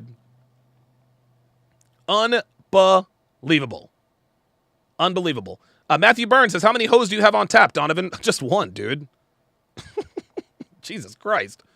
Dude, I've been there and done that with... dude, I've had rotations. Like, it was fun, but I ain't got the energy for that anymore. Fuck that. I don't have the energy or the goddamn patience. But guys, what you guys are seeing, this is an example of a man who probably missed some pretty clear indicators that a situation like this could happen. Right? She was probably raised by a single mother, right? Right? She drinks a lot. Listen. There's nothing wrong with a woman enjoying a Cosmo here and there. There's nothing wrong with that. There's nothing wrong with a girl drinking what do they call those White Claws, right? Those are girly type drinks. But when girls drink liquor, that's bad, man. If she gets fucked up off of, dude, liquor destroys a woman's, it just destroys everybody's body. But dude, if a girl gets drunk off liquor all the time, she's probably a low-key alcoholic. She probably does drugs. Right? Like I'm telling you, man. And I'm not gonna sit here and say that Aka's a bad guy. I'm not gonna say he's a bad guy, man. He's got some shit with him like we all do. I think he's inexperienced when it comes to handling women, right? But I don't think he's a bad guy for that. But it's clear that he doesn't have the requisite knowledge or experience to vet these women. You can't just take any woman out in Axe position. You can't just take any woman out to the club. And there she was hitting him. She actually took a swing at him right there at the end. I can guarantee you there were signs of this possibly happening the whole time he's been with her. But because DJ Academics does what most of us do when we first get into relationships, is we sleepwalk through our interactions. She looks good, she sucks good, it's all good, she's always nice, blah, blah, blah, blah. Okay, so she gets turned up every now and again. Okay, so she gets a little bit crazy, okay, so she gets liquored up every now and again. No big deal.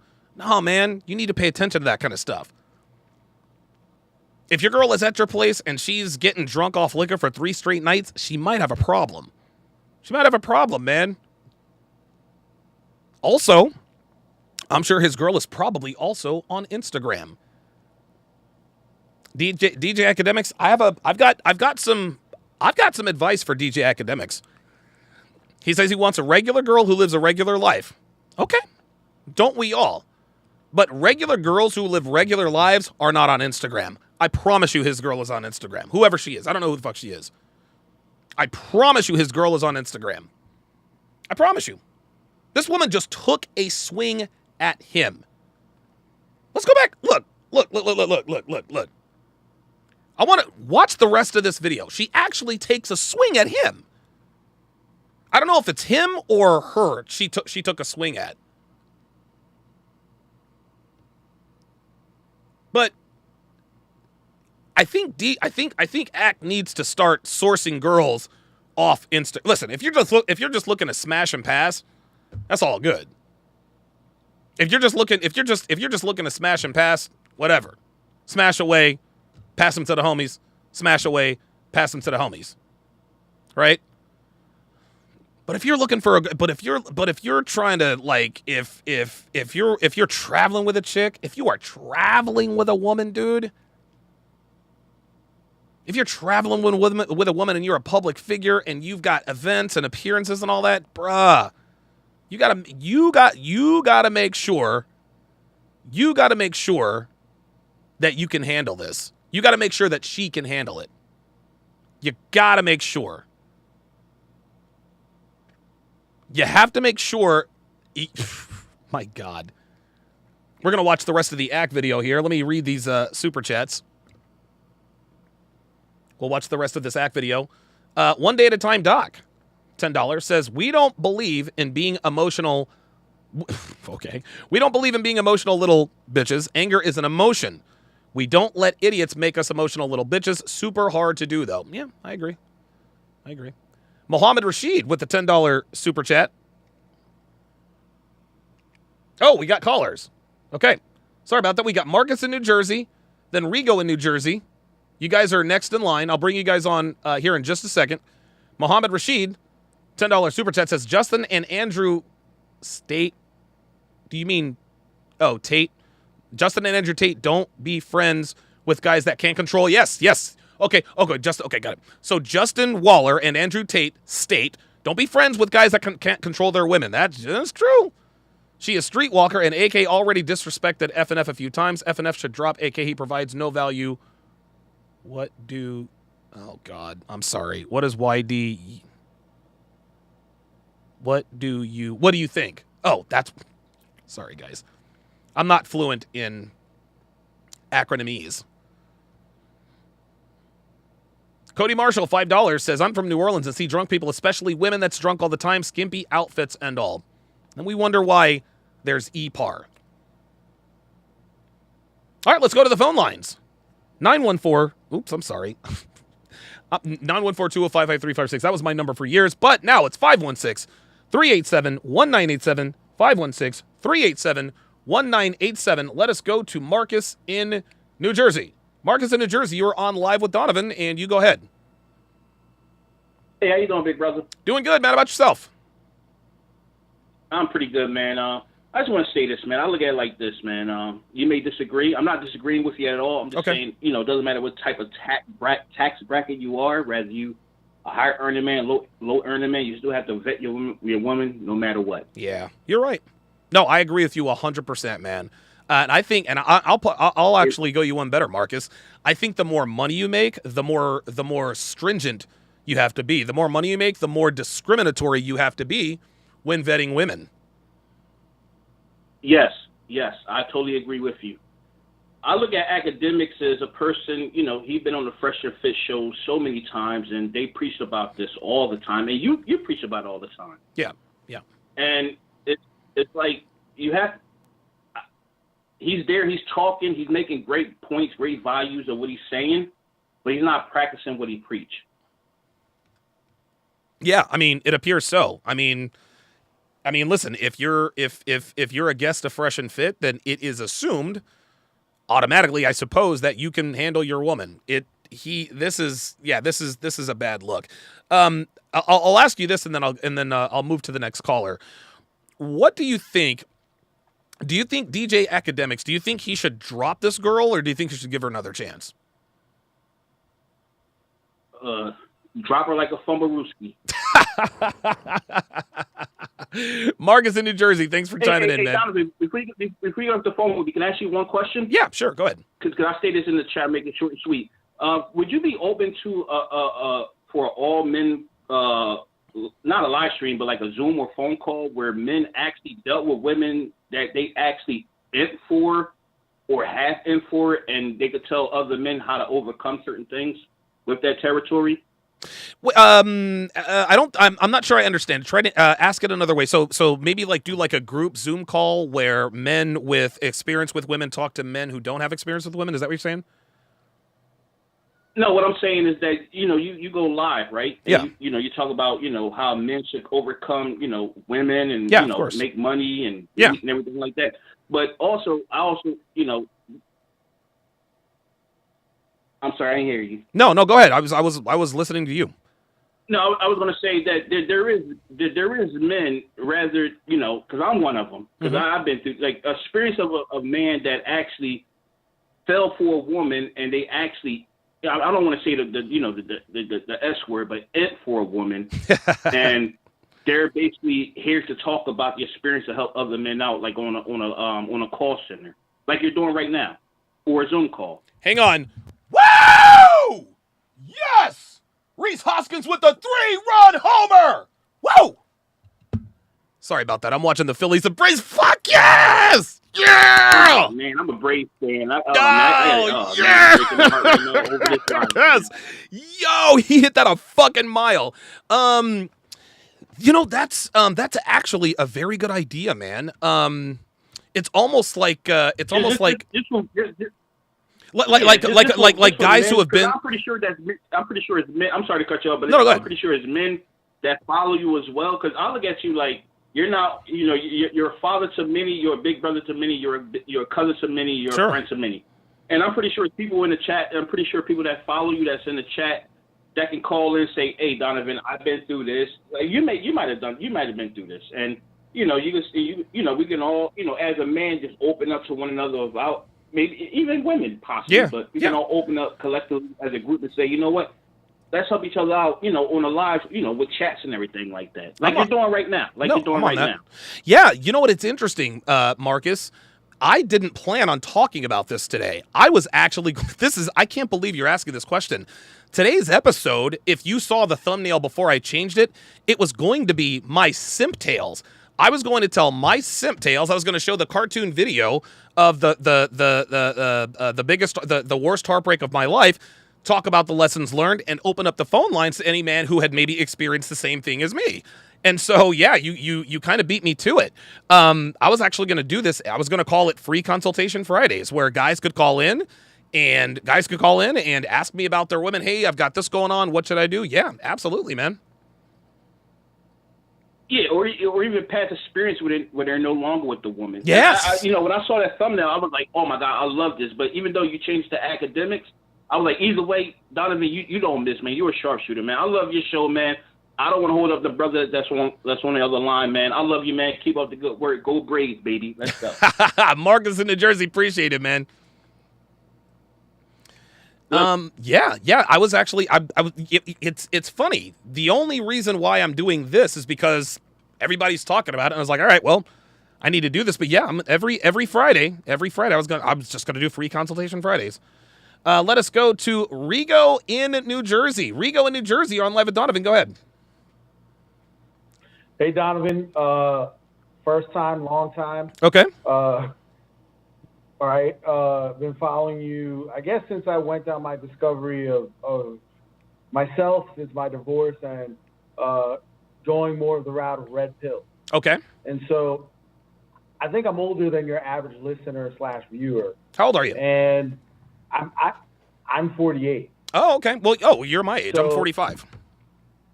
Okay. Well, I'm older than you slightly, but give or take. But what I was going to ask or say was, is it too late for me to embrace the red pill philosophy as a guy who's almost 50 years old? No, it is no. I just need to accept, what's out there. My life is turning around. Okay. I've lost 60 pounds in the last 2 months. Good for you, dude. Holy moly. Yeah, man. I've lost 60 pounds in 2 months. Most, 90% diet, frankly. Good for you, man. But I've done that. My career shifted. I'm making almost literally double what I made in my previous career. Dude. I just started to get back on like dating apps, and like I'm trying to apply what I hear you say, what I hear Rich Cooper say, what I hear Kevin, rest in peace, say, what I hear Absolutely. Preston Pitt say, what I hear Pearl say, what I hear Darius say. Right. Oh, yeah, I love Darius. He's the man, dude. It disappeared. I just wonder, is it too late for me? I mean, what's applicable and what's not, given where I am in life?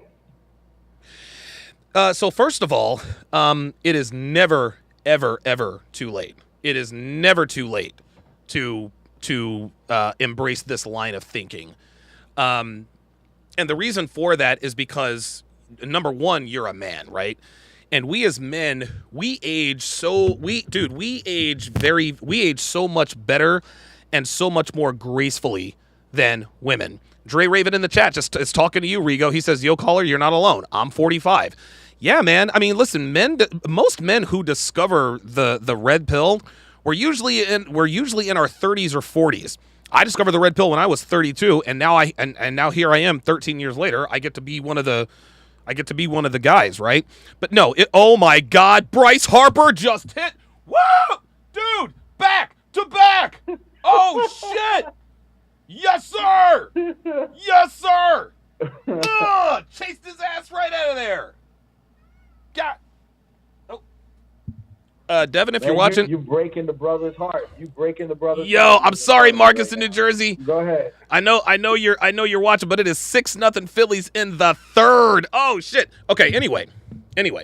No, it is never ever too late. It's never too late to embrace the red pill, and because like you're 45 years old, right? And I always say this. Let's just do some math here, Rigo. Let's do some math here. A 35-year-old man who has his shit together, who makes decent money, he makes enough. I'm 48. No, just stay, I know. Stay with me. A 35-year-old man is a 35-year-old man is the same as an 18-year-old girl. Okay, an 18-year-old girl at that point, she is at the dawn of her sexual prime, right? So a man at 35 is at the dawn of his sexual prime. Walter, hold your horses. So now you're 48 years old, right? The female equivalent of you being 48 years old is like a 28-year-old woman, man. That's really what it is, dude. Listen, man, here's the deal, Rigo. There are men in their 30s, 40s, and 50s. There are men. I'm gonna go up a decade. There are men who are in their 40s, 50s, and 60s who regularly smash chicks in their 20s and 30s.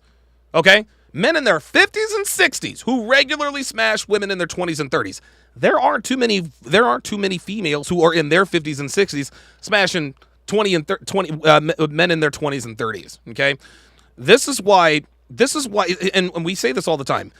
Men are made, women are born. The reason, and I don't know, maybe this is the way the creator made this, but the thing is, Rigo, is women are born with their value. When a woman is born, she has everything she needs to get everything she needs. That all a woman has to do is keep it on the road. Don't get fat, don't get pregnant, don't get any crazy tattoos, don't do meth, and don't get fat. That's all you got to do, right? You do those 5 or 6 things, the world is their oyster. They can literally have any man they want.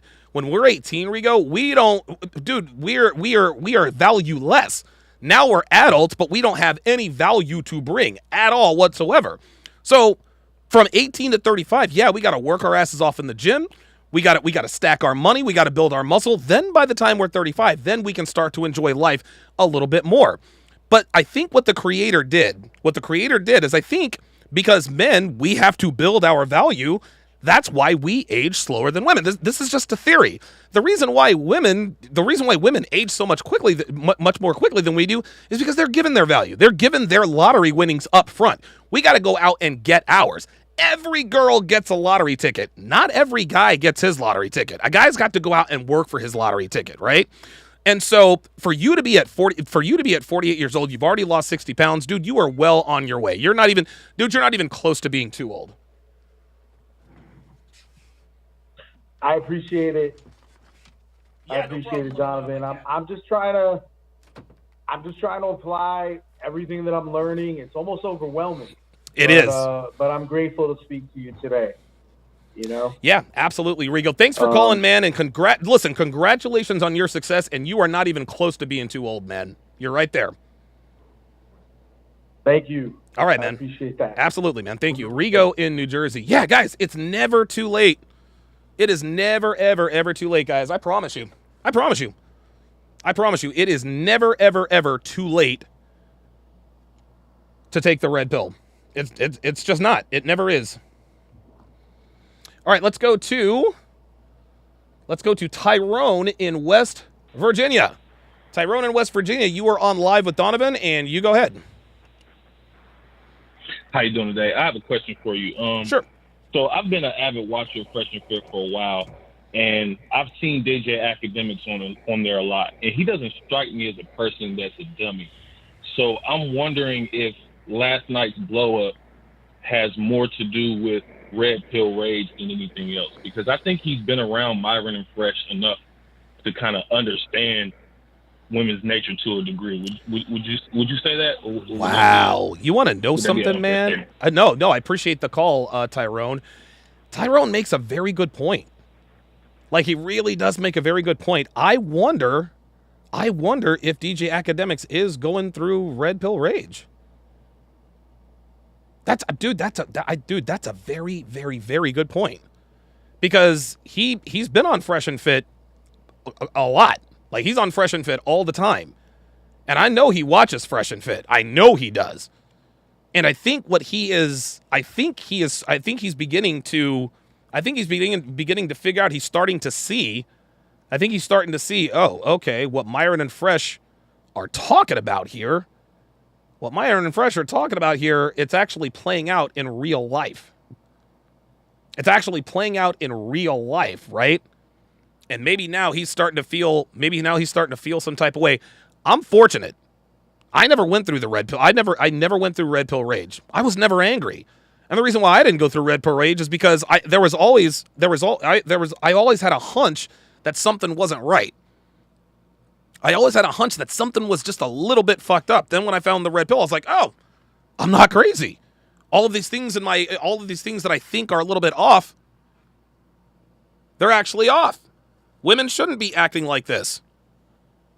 It shouldn't be a regular occurrence for women to cheat on their husbands.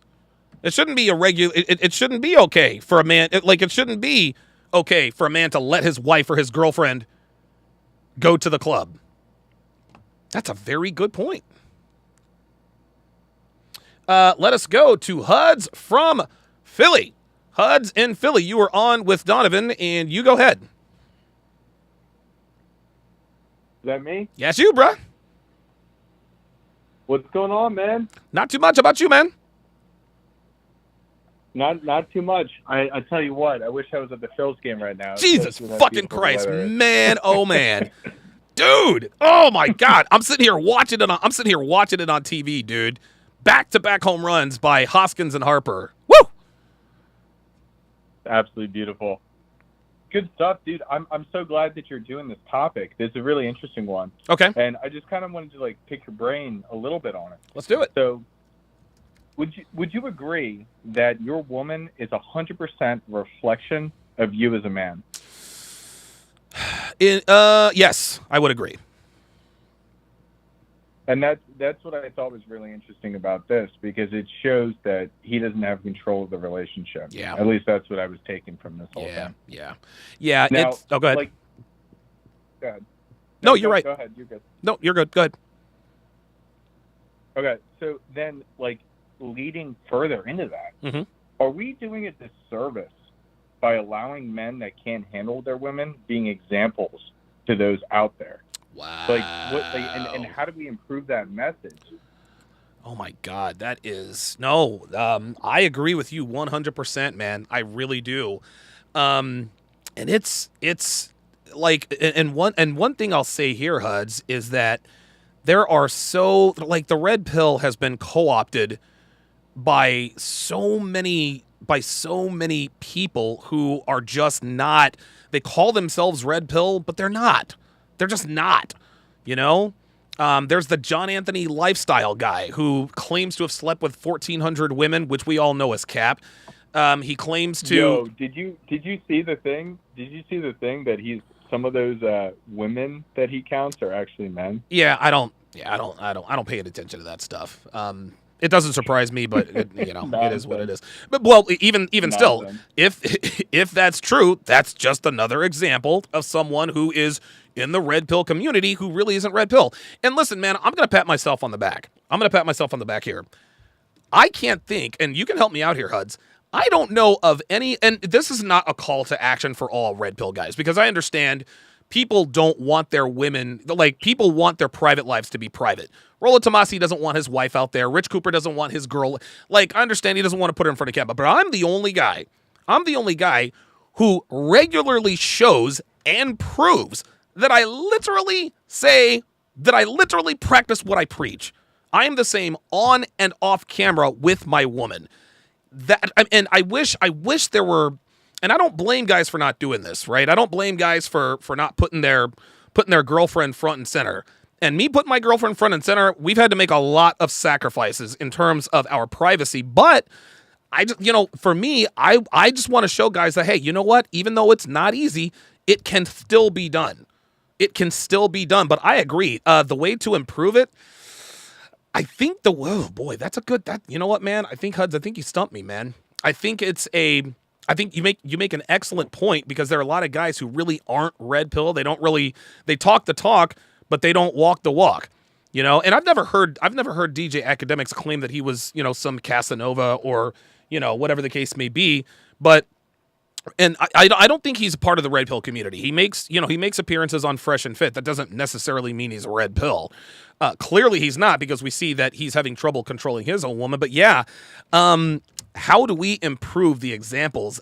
I don't know that we have any control over that, man. Because there are so many gifted individuals who are very good at YouTube who have no idea what they're doing, but they've got a huge channel and people listen to them, and so they assume that what they're saying is the truth. And the weird thing is a lot of guys are misled because they run up on one video before they actually see another video. It's one of those things. It's one of those things that we can't control. And I don't know. I wish there was a way to sort of clean it up. But at this point, that's why I do what I do now, man. That's one of the main reasons I'm now putting Devin out front and center. She does not like being on camera. She does not like it. She's made that very, very clear to me. But I had to explain, dude. She does. But I had to explain to her. I said, look, you're a part of this, man. You are a part of this now, and we have to do something that nobody else is doing. I don't know of any other completely, totally red pill couple that is actually, walking the walk that they talk. I wish there were more of us out there that were willing to share, make our relationship public. But, we can only control what we control. Yeah, Devin says in the chat, I hate it. Yeah, she hates it. She does not like being on camera at all. But, that's what it is. Yeah, I mean, you are the only one, but it's absolutely phenomenal. You guys, great chemistry, and it really sets an example for everybody. Yeah. And that's one thing when you're talking about, like, it's a headache. It's too exhausting to do plates forever. Oh, and God. I'm in a happy relationship myself now. And oh, good. With those that come to my inner circle, they get to meet her, they get to know about her. But other than that, yeah, I don't put it out there. So that is a very unique thing that you do, and I think that's a great example to set. Huds from Philly, thanks for chiming in. Man, that is a very good question. How can we improve the message? Ramiro says, yeah, they're always going to point out the bad stuff to discredit a group. Yeah, not only that, we have people within the red pill community who literally shits on everybody he works with. The guy that John Anthony Lifestyle used to work with is the guy who allegedly exposed him. Jesus Christ. Ay. Oh, Delray Davis wants to know, what is purple pill? The purple pill is very simple. Purple pill it's a term that we use for men who are red pill aware, but they're red pill aware, but they don't put it all into action. They're always looking for a way to compromise or negotiate it, right? Like on my Devin, hey, was I wrong to check Devin? Some guys are like, well, you should have done it behind closed doors. Nope, fuck that. She disrespected me in public. I checked her in public. That's somebody who's purple pill. Somebody who's purple pill is afraid to go all the way. They're afraid to go all the way. Rightfully so, man. Rightfully so. But if modern women have shown us anything, you got to be red pill. You can't have shades of blue, bruh. You can't have shades of blue. You cannot have shades of blue in you, man. You just can't do it. Can't do it. I've got Steven in Southern Cali next, and then Edward in Delaware. You guys are coming up next. King Sargon II says, once the RP went mainstream, the fakes came out for money grabs. The real ones held the line when we were getting canceled left and right. That's right. That's right. Boss Racing says, Myron is always on code. Yo, real talk. Real talk. Again, dude, honestly... 90 seconds. Don't worry, guys. Don't worry, guys. You guys will still get on. Don't listen to the lady. There's 90 seconds for people to call in. If you're in the queue, you'll get on the show. Don't worry. The only 3 guys that I can think of, and forgive me if I leave anybody out, that are consistently on code are myself, Myron Gaines, and the man over my left shoulder, Kevin Samuels. The man over my left shoulder, Kevin Samuels. There's a reason why I've got seconds. There's a reason why I've got these 2 behind me. There's Rollo Tomasi back there too. I don't know of anyone in the community. That is on code all the time. Right? Listen, you don't have to like me. You don't have to like me, but you cannot tell me that I do not practice what I preach. I've been in this community for 8 years, and dude, I've been telling you guys, my woman does this, she does that. Nobody believed me. Now they do.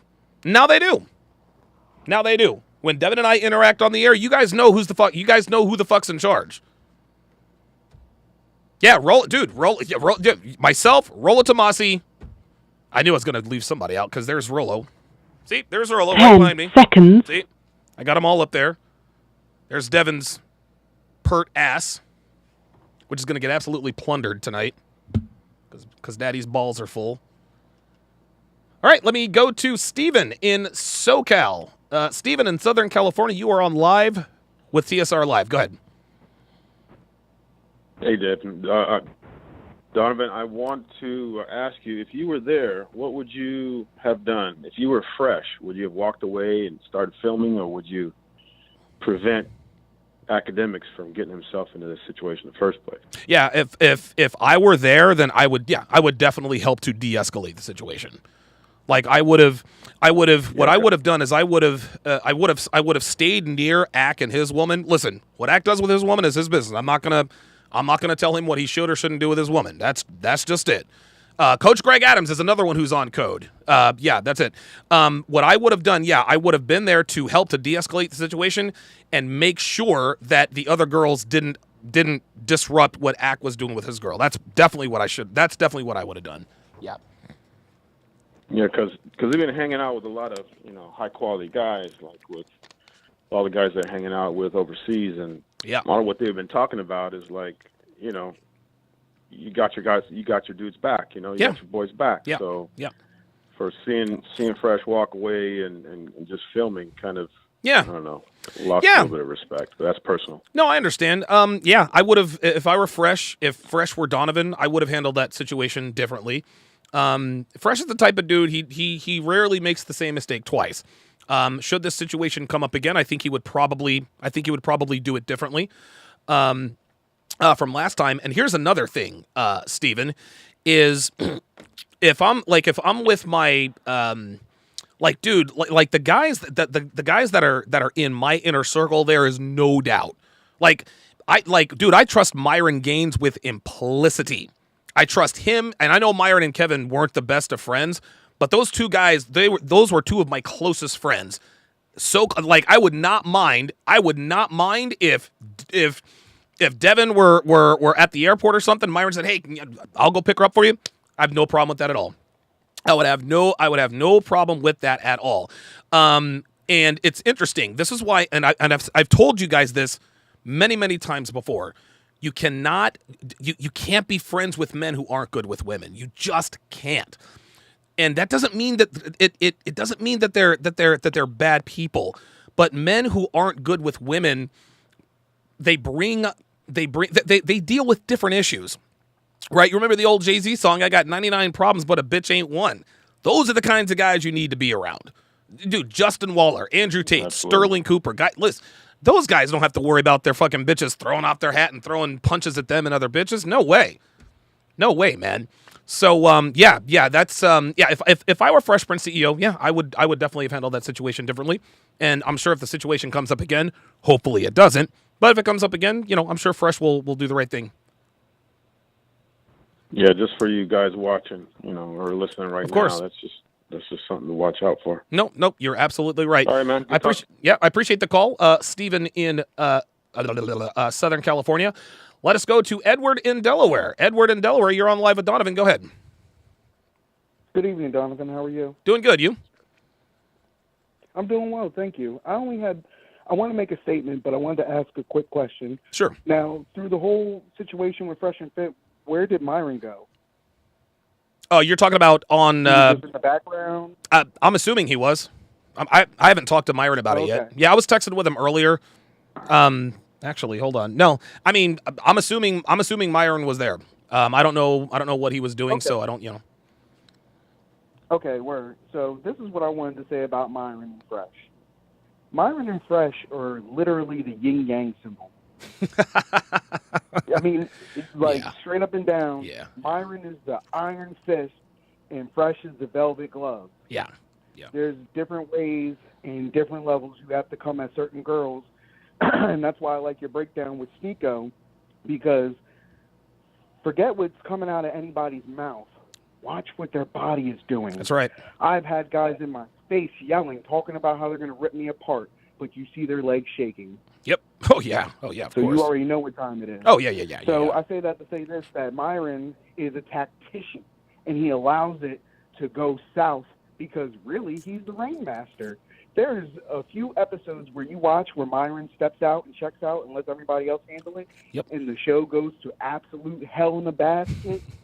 It's crazy. Yeah. That's how much control he has. Yeah. And then in the same sense of him checking everybody, I remember him coming back on the show. He's like, hey, everybody shut the fuck up. Yeah, order was restored very quickly. Yeah. It's like 15 bodies, and everyone shuts down. Fresh can't do that. No. He's going to sit there and be like, yo, let me make it comfortable. Let me try not to offend you. Let me be cool. Let me be whatever. And I'm not saying that's a bad thing. Sure. But with him, he needs Myron there because that's the ebb and flow. Yeah, Myron's really the conductor. Yeah, Myron's the conductor. And it's funny. They really do. They have a very symbiotic relationship, man. It's a beautiful thing to see because it works. Yes, it works perfectly because Myron never goes out. He never goes out. He is a tactician. He is the very definition of a type A personality. That dude is probably more focused than any. Dude, I'm trying to tell you. And so Myron handles that part. Fresh is the guy he's basically the public face. And in the beginning of Fresh and Fit, Fresh was the guy that was getting all the guests, and Myron, of course, was the. And it's interesting. A lot of people say, "Oh, Fresh doesn't add to the show." Blah blah blah blah blah. Myron runs the show. Yeah, well, Myron runs everything, in front of the camera. But Fresh and Fit is on 3 hours a day total. Myron is in control of that 3 hours. Fresh is in total control the other 21 hours. Dude, Myron's in bed early. He's up early. Fresh. He's a night owl. It's like, you're right, man. They are literally the yin and yang symbol. And I'll tell you this, if it were two Myrons on Fresh and Fit, it wouldn't work. And if it were two Freshes on Fresh and Fit, it definitely would not work. But the fact that they are polar opposites. Formula. Oh, it's the perfect formula, man. I'll give you the last word, Edward. So, and I'll be brief about it. Really, what I wanted to say is, and give them their flowers, but more so, DJ Academics. A few personal reasons why I might not like him, but when he was on the show, that's whatever. I didn't think people were too soft. Everybody's crying, oh my God. Yeah, you went in. Fuck them bitches. How many people have they went ahead and how many Jones disrespected? I'm not going to even get into it, but okay. That's the play. Now, Academics with his girl and all that's going down, that's two parts.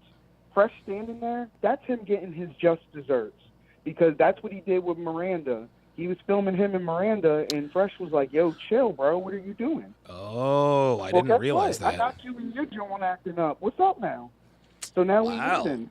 But more so, it looks bad on him, because if you're yelling on the show, that's one thing.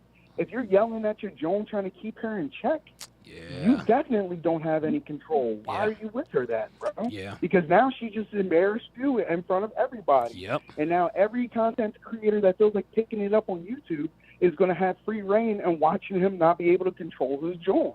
That's his fault. Yeah. Yeah, man. So that's all I really had. All right. Well, hey, appreciate the call, Edward. Dude, Edward's definitely a Philly boy. He got to control that John. Real talk. Y'all don't know nothing about the John. That's a PA thing. But yeah, man.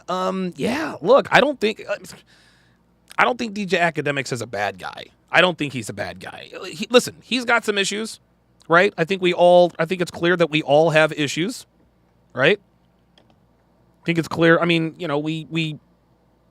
this is just how it is. We all have issues, and it is what it is, man. He's got his demons and he's got his issues, and that's just kind of how it is. That's just kind of how it is. I'll tell you what, guys. I'm gonna treat you guys to a special treat here.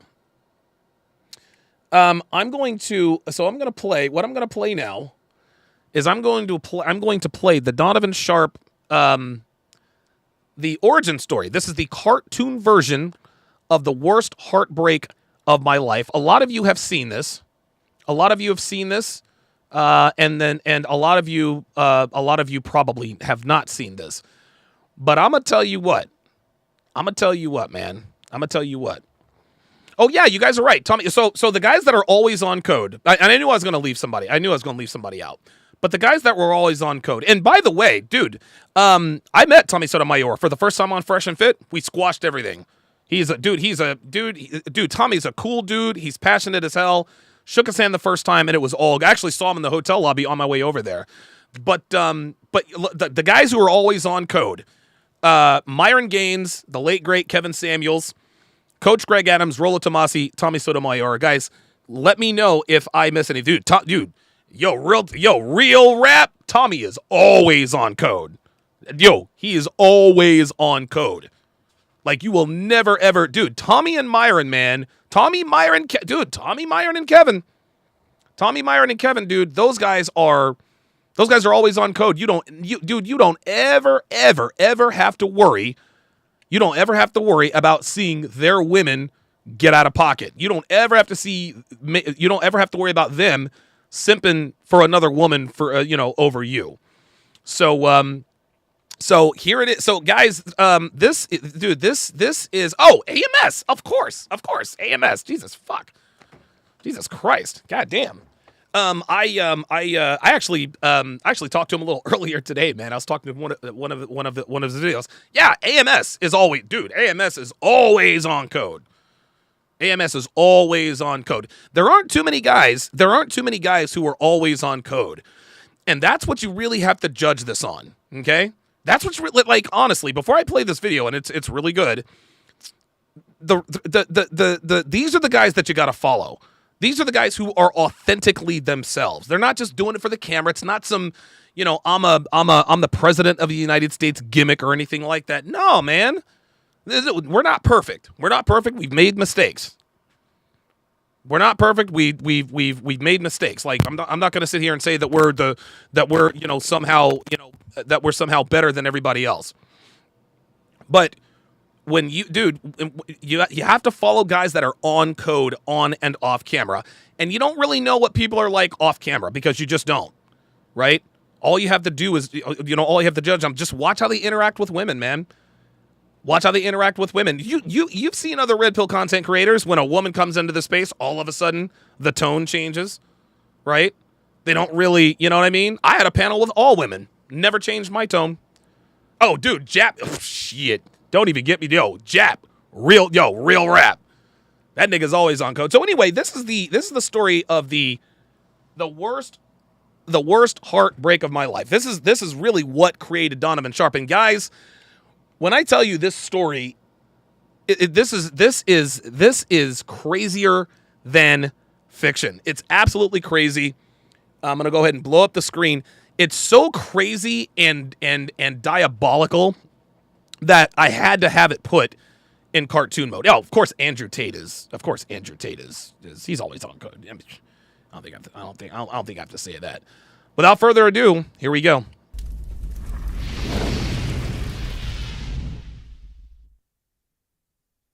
When I opened my laptop to get all the birthday love from my Facebook friends, I noticed that my account wasn't the one on the screen.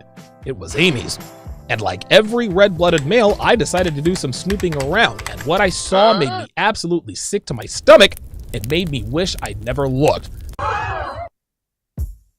Back in the fall of 2008, I enrolled in paralegal school at a small community college in North Carolina.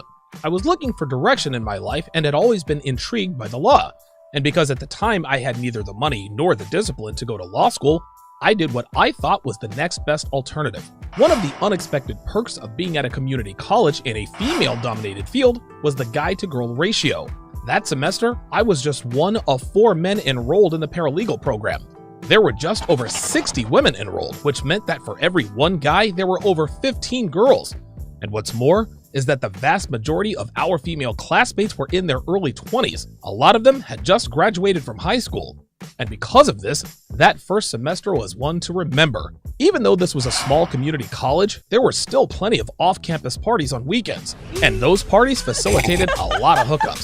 As much fun as it was hooking up with our female classmates, it did lead to a lot of unnecessary drama.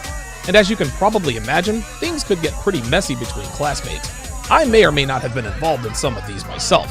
If I'm being honest, it was almost like being at a high school all over again. But I digress. So the second semester rolls around and my first class is Civil Lit. After I took my seat, I caught the eye of a pretty girl who walked in and took her seat right in front of me. She had dirty blonde hair and blue eyes. She was wearing these super tight jeans and a shirt she had obviously cut to make sure everyone saw her navel piercing. This girl was what I would describe as nasty hot. Pretty enough to catch your eye, but dresses in such a way that says she gets around. Now, I was only 31 at the time and didn't have much experience with women. I had only been divorced for over a year, and because I didn't get raked over the coals, I was still as naive about women as I ever was. So I had no idea at the time that she was the type of girl I should have steered clear of. Her name was Amy, and she was the most beautiful disaster I had ever laid my eyes on. Her deep southern twang and her friendly legs were more than enough to draw me in. Well, it appeared that the feeling was mutual, because we started flirting with each other right away and did so on a regular basis. In my mind, it was only a matter of time before we hooked up. At the end of the week, our instructor gave us a pop quiz on the week's lessons, and the test was old school SAT style. You know, the ones where you have to fill in the bubbles? Well, I didn't have a pencil, so I tapped Blondie's shoulder and said, "Hey, you got a pencil I can borrow?" She said, "Sure, make sure you give it back." "I can't make any promises," I replied flirtatiously. She said, "Well, if you do, I'll hold you to it." Equally flirtatiously. I was absolutely smitten by this girl. For the first time in my life, it appeared that a girl liked me as much as I liked her.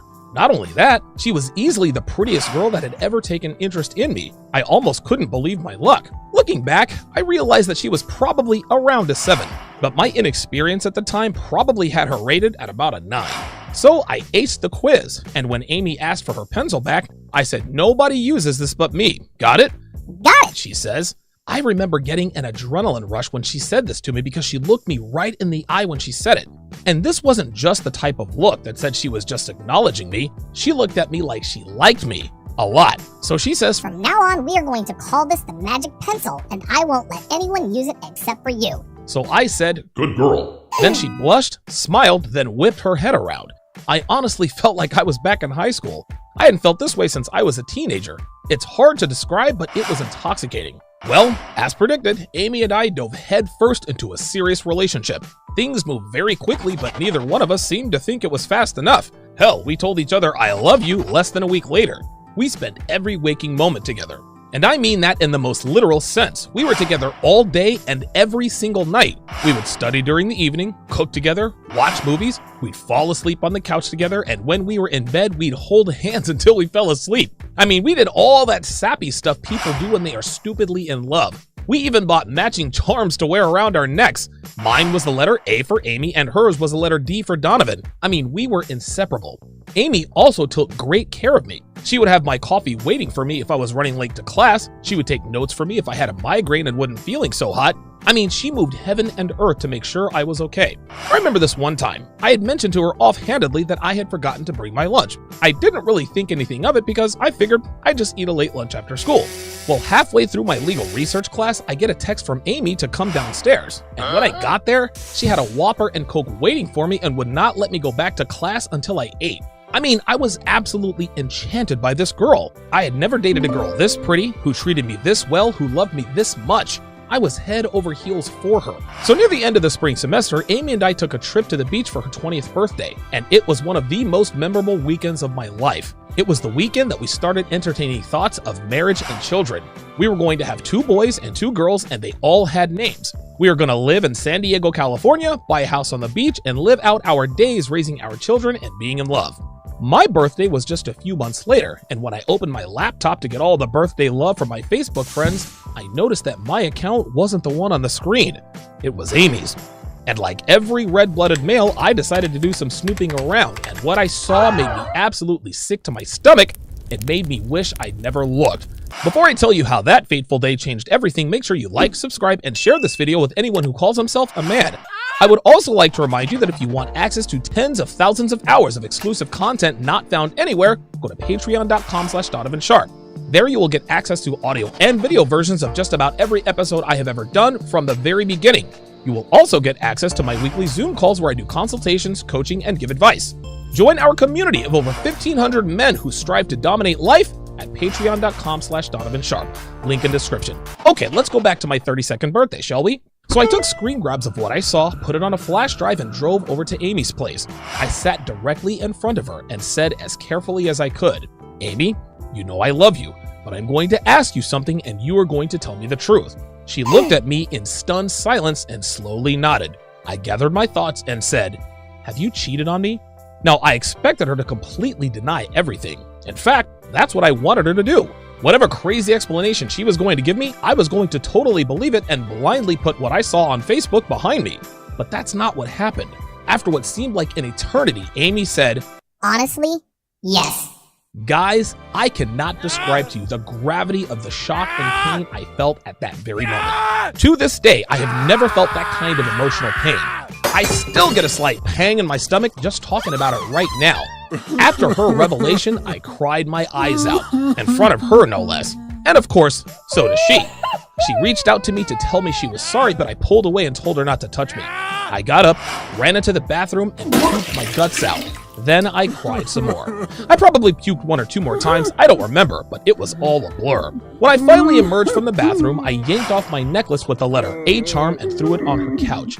Amy cried and pleaded with me not to leave, but I just couldn't deal with what I had just heard. That day at work, I could barely focus. My boss seemed to know something was up because he kept his distance and didn't really ask me anything.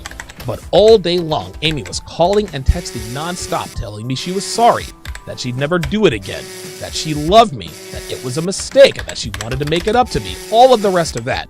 It was extremely difficult not to respond because even though I was extremely hurt, I still loved her very much. Those feelings don't just disappear when you learn you've been wronged by someone you love. This is why I always try to be reasonable with men who reach out to me with revelations of infidelity in their relationships. It's easy for someone who is detached from the situation to say, "Just leave her, bro." But when I get that email or that message asking me how to deal with a cheating girlfriend or wife, I always think back to the very moment where Amy told me she cheated. This isn't to say that I don't advise them that that is not the relationship they should be in, but I'm a lot more empathetic in terms of the tone I take when advising someone how to pick up the pieces after discovering their significant other has been unfaithful. Anyway, towards the end of my shift, I finally cracked and called her. As expected, Amy was in tears. She apologized profusely, said she wanted to get married and be my wife, and said she had a surprise for me when she got off work. I took the bait. She came over later that night and brought me a cupcake with a birthday candle in it and gave me a card and a really nice watch I wanted. But the birthday surprises weren't over. Amy turns around, lifts up her shirt, and unveils a tattoo of my name emblazoned in fresh red and black ink on the small of her back. I was back in her clutches. Unfortunately, the damage had been done. Our relationship was never the same after that and was a far cry from what it ever was during that magical spring of 2009. I was always checking up on her, asking her who she was calling or texting, basically all the behaviors I now teach men not to engage in. As you can probably imagine, that got old with Amy very quickly. We got into some pretty crazy knockdown, drag-out shouting matches, and they happened on a regular basis. It seemed like every other day we were screaming at each other for some reason or another. I found out that she had been cheating on me throughout our relationship and that she had been doing a very bad substance that started with the letter H all summer long. I mean, this was a bad situation. But despite all of that, I was still hopelessly in love with her. And even though things were terrible between us, I still held out hope that we could get through it and recapture the magic we had back in the spring. As if all this weren't bad enough, just over a month after my birthday, her ex-boyfriend was due to get out of prison. And you won't believe what happens next. Amy woke up feeling nauseous and puked her guts out after breakfast. And if you're thinking you might know why this is, I can assure you that you are 100% right. So last week, I told you guys about my relationship with Amy and how it started. I told you guys that we met in paralegal class, hooked up, and got into a relationship that became very serious very quickly. I told you about how magical the spring of 2009 was and how we were the happiest couple ever. I also told you about the revelation of Amy's infidelity and about how it absolutely destroyed me. Well, today, I'm going to give you guys the conclusion of this torrid whirlwind romance and how it ended up sending me to the unlikeliest of destinations which would change my life forever. Now, I know you guys want to hear about Amy's ex getting out of prison, but I need to first fill you in on why he was there, how he got there, and where he fits into a story that's so crazy one couldn't possibly make this up. So after I found out Amy had been cheating on me our entire relationship, my life began a downward spiral that very nearly could have ended my life. The fall and winter of 2009, I became completely unraveled. I fell into a deep depression, dropped out of paralegal school, developed a Coca-Cola habit, was taking illegal painkillers by the handful. I mean, it was bad. I lost my job and my car because it broke down and I didn't have the money to fix it. To make matters worse, my roommate kicked me out because I couldn't pay the rent. Having no place to go, I ended up living with a couple of Amy's drugged out friends. They were a couple who were both in their 30s and both on probation for felony possession. And as you can imagine, the party favors ran rampant in this household. That's part of the reason I developed the party favor habit. The other reason is because Amy was an experienced user herself, and this was even before I met her. So let's rewind about 6 months before I lost everything and to a particular day when I had a really bad migraine headache in class. So we're sitting in Civil Lit and Amy noticed that there was clearly something wrong with me. She had a look of great concern on her face because she had never seen me like this. I was usually pretty talkative in class, but on this day I was as silent as a church mouse and had my head in my hands to shield my eyes from the light, because when you have a migraine, bright lights will make it much worse. Headache, I said to her very slowly to keep from saying too much as it would make this debilitating migraine even worse. Amy reaches into her purse and pulls out a large white pill. Take this, she said. What's this? I asked. It's a Vicodin, she replied. Take this and your headache will go away. I promise you. Now, the only time I can ever remember taking a painkiller that had to be prescribed by a doctor was after I had one of my wisdom teeth removed. But what I did remember was how effective they were. But let's take a moment and think about this, guys. This 19-year-old girl was young, nubile, and appeared to be in perfect health, which was par for the course for most females her age. But never once did I think to myself, what's a 19-year-old doing with Vicodin in her purse? All I knew is that I wanted my headache to be gone. So I completely dismissed the fact that Amy was carrying around a bag full of Schedule II party favors. Well, when we fast forward to the fall, what happened in class explained why she had been using the H-word party favor all summer long. You see, Amy had scores of red flags that I had been completely blind to simply because she was pretty and was paying attention to me. Amy's upbringing is the quintessential example of a girl with daddy issues. Her mother gave birth to her at 15 years old, and her father left soon after. He'd come back into Amy's mother's life from time to time, but he spent most of his daughter's life in and out of prison.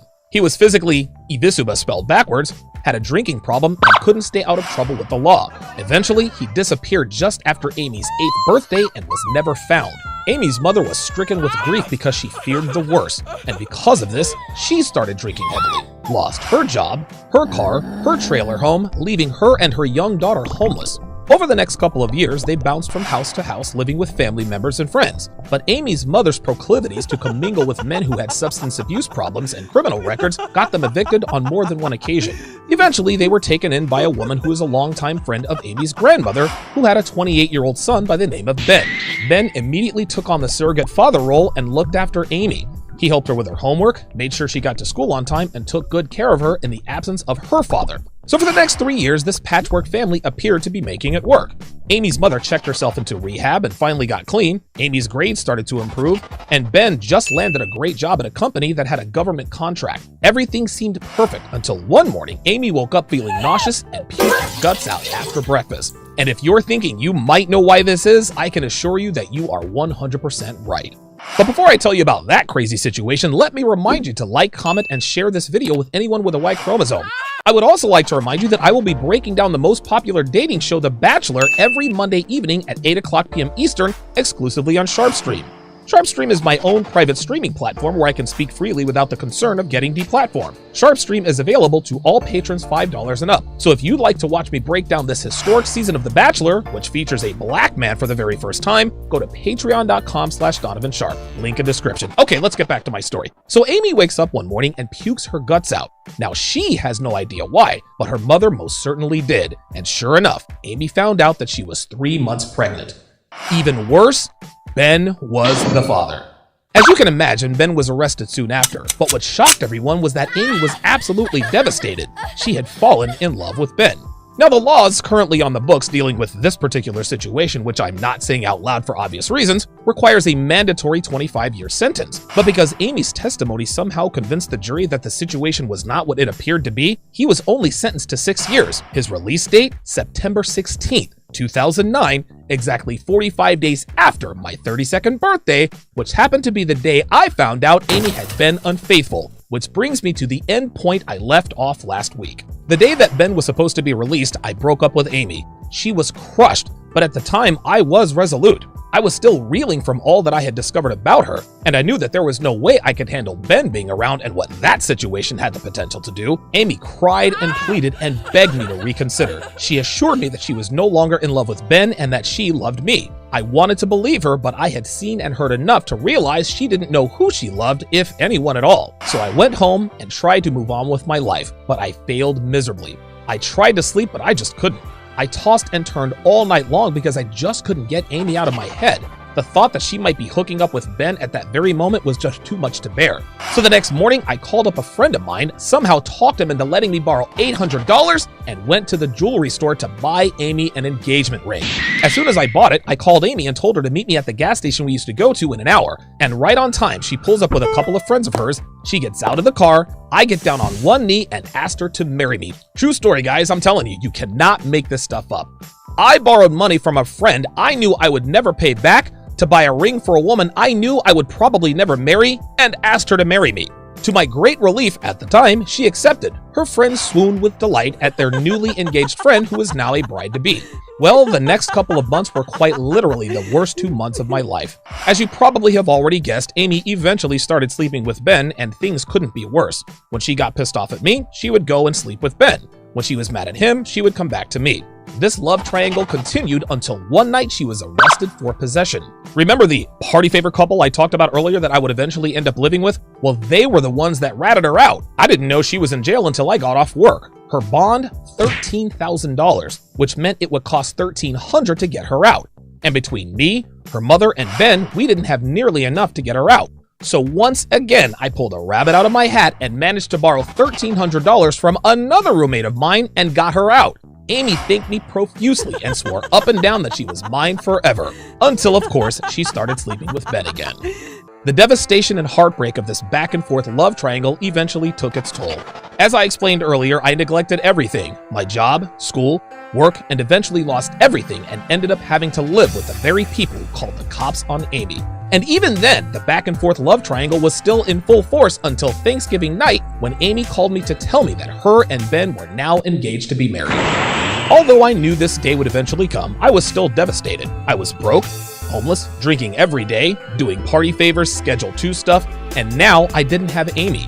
This, gentleman, was rock bottom.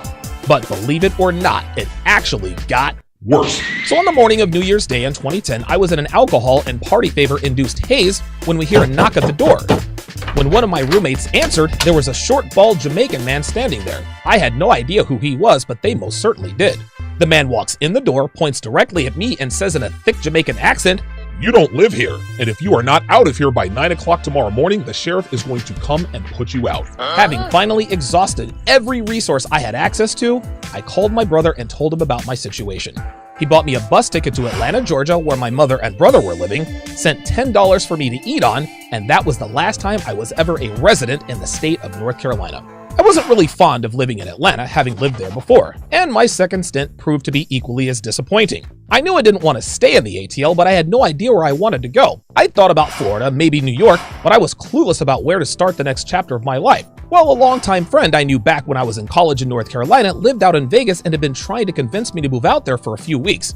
I'd never really considered living there because I didn't really think it was my kind of city. I mean, what could I possibly do in a city like Vegas? So one Saturday night, out of curiosity, I went to southwest.com to see how much a one-way ticket out there would be. I was in complete shock when I saw that the ticket was just $84. I sat there and stared at the screen thinking to myself, am I really about to do this? Am I really about to move all the way out to the West Coast? A few seconds later, I bought the ticket, not having any idea how this would turn out. And on July 10th of 2010, I landed in Las Vegas, Nevada, not realizing at the time that my life would be forever changed.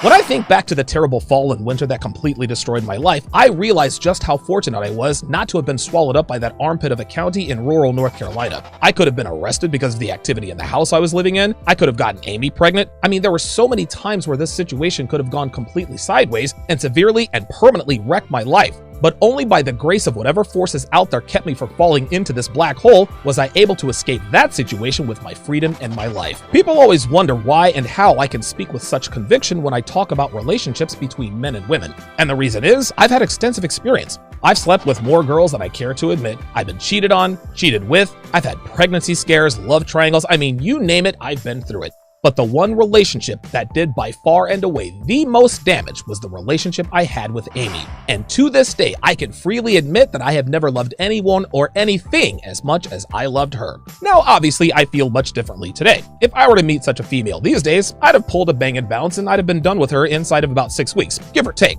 But the fact that I was able to emerge from that situation to not only survive, but to thrive and build what I have built today gives me a tremendous sense of pride. This is why I do what I do. This is why I tell my stories. This is why I teach men about the true nature of women. This is why I became Donovan Sharpe. Thanks for watching. I told you guys it was crazy. I told you guys it was crazy.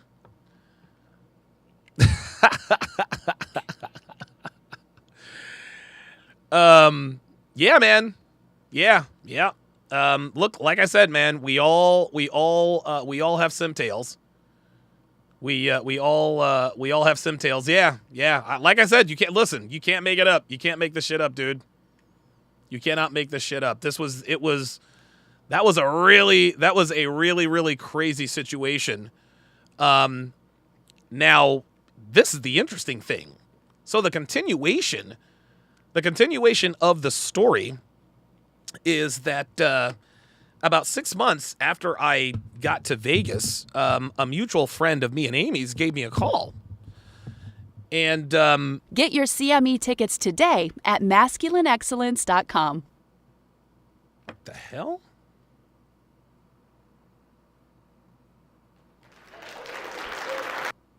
Oh. I guess I've got the CME up somewhere. Didn't realize that. Anyway, so she calls me up and I'm like, hey, what's going on? She's like, yo, Ben is dead. And I'm like, what? I was like, what happened? Well, here's what happened. Amy, after she married Ben, started cheating on him. Surprise, surprise. And so she's cheating on him with this dude.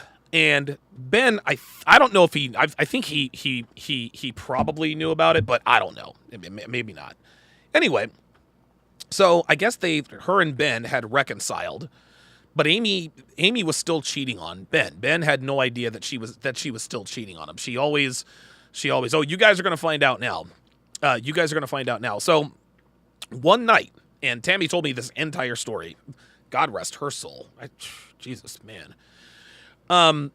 So one night, Amy, Ben, and their daughter, they're at home. I think they were working on some project or something. And Ben gives Amy money to go out and get some Chinese food. So Amy takes her daughter with her to go get Chinese food. Amy goes to the guy's house that she was cheating with. Damn. She goes to his house. She calls up Ben and says, Ben, I'm leaving you. I'm moving out, and I'm shacking up with this guy. So, of course, Ben loses his shit. He jumps in his car, rushes over to their trailer. Amy's inside along with this other guy and their daughter. Ben starts to kick down the door. He starts kicking down the door. This other guy says, I've got a shotgun in here. If you break down the door, I am going to shoot you. Ben broke down the door. As soon as that door came down, he caught a 12-gauge shotgun shell directly to the chest. Killed him instantly.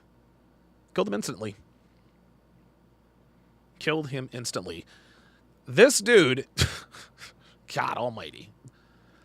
So, at least that was the story, right? But Amy had to wear an ankle bracelet because they were thinking that she might have been the trigger person. I don't know what happened with the case or anything like that. I do know that she is still free, as far as I know. The guy that she's with is still free. But yeah, this guy, and now she has another daughter with the guy. Now she has two daughters. She has one daughter she had with Ben, and one daughter she had with the guy she cheated with. Think about how fucked up the situation is. The baby daddy of her second child killed the baby daddy of her first. I mean, just let that sit for a second. You have two daughters. Same mom, different father. My father killed your father. Or your father killed my father. What kind of relationship do they have with each other? It's insane. It is absolutely, truly insane. It is just, but again, guys, this is why I'm relentless, guys. In front of the daughter. Yes, that's right. In front of the daughter. Yep. In front of the daughter. God, dude, I've been through some, y'all, I have been through some shit. Man. Real talk. The cool thing about Facebook is that you can keep up with people. And every once in a while, I will check Amy's Facebook page just to see what she's up to. Her life is an abject disaster. I think she's probably still with the guy they're with. I think they had another kid. They're living in some 2-bedroom trailer somewhere. It is very, very sad. She doesn't look anything like she used to. Oh my God. Like, dude. Oh my God. Yeah, she does not look anything like she used to. Yeah, man. This is what happens when you tangle with damaged women, guys. Yeah, Marcus Venetia says, yeah, so Donovan, you literally dodged a bullet. Dude. Ay. So the last thing I'm going to show you guys, so you guys, another one of my simp tales is that there was a girl that I was trying to bang, right? Never banged her. And, I rented her a 3-bedroom 2-bathroom house. True story. I rented her a 3-bedroom, 2-bathroom house. It gets better. The lease was in my name. I got electricity in my name. I put the cable in my name. And I never fucked her. The reason why I never fucked her is because she was fucking. The hell? Is because she was fucking her baby daddy, her ex-con baby daddy. Yes. Defluent says, bruh, ain't no way. Guys, listen. When I tell you I've been through it, I've fucking been through it. Y'all don't believe me? I'm trying to tell you guys. The Puerto Rican girl, Carla, that's her. When I found out that she was fucking her baby daddy, that's when I was, and thankfully it was only like a week. It was like a month and a half, you know? Yeah, dude. Oh, dude, I was the biggest dude. I'm telling you, I was Captain fucking Simp. And so, episode 238, I will never, ever forget this. Episode 238. So I get up one morning, April 16th of 2018, and I saw that I got a phone call from a 919 number, and I'm like, okay, who the hell is this? Right? She left a message. It was Carla. The girl that I had rented the house for, who was fucking her baby daddy. In the house I paid for. Yes. In the house that I paid for. Now, this was a long time ago. Well, apparently, Carla fell on hard times. I guess, I hadn't talked to her. I hadn't talked to Carla in years. I hadn't talked to Carla in years. All of a sudden, out of the blue, she gives me a call. Now, I didn't know it was her. She didn't leave me a message. I didn't know it was her. And I had no idea it was her. I'm on the air and I'm like, yeah, she actually called me while I was on the air, and I was like, who's calling me? Yeah. You all right? What's that? Is that for me? No, it's for me. I don't know yet. Are you still live? Yeah. All right. I had no idea who it was until Chase LeBeau actually made a suggestion that it might be her. I ended up calling her, and this is what happened. Chase LeBeau says, yo, what the fuck is she calling for? You want to know something, man? I might just fucking call this chick back. God, I wish I had a sound mixer. I would totally fucking clown this bitch. I wonder if I can't pull this shit off. Hang on a second. I'm going to do an experiment, man. Hold on. This is history. This is going to be a TSR first. I'm going to put her on speakerphone. You guys have to let me know if you can hear her.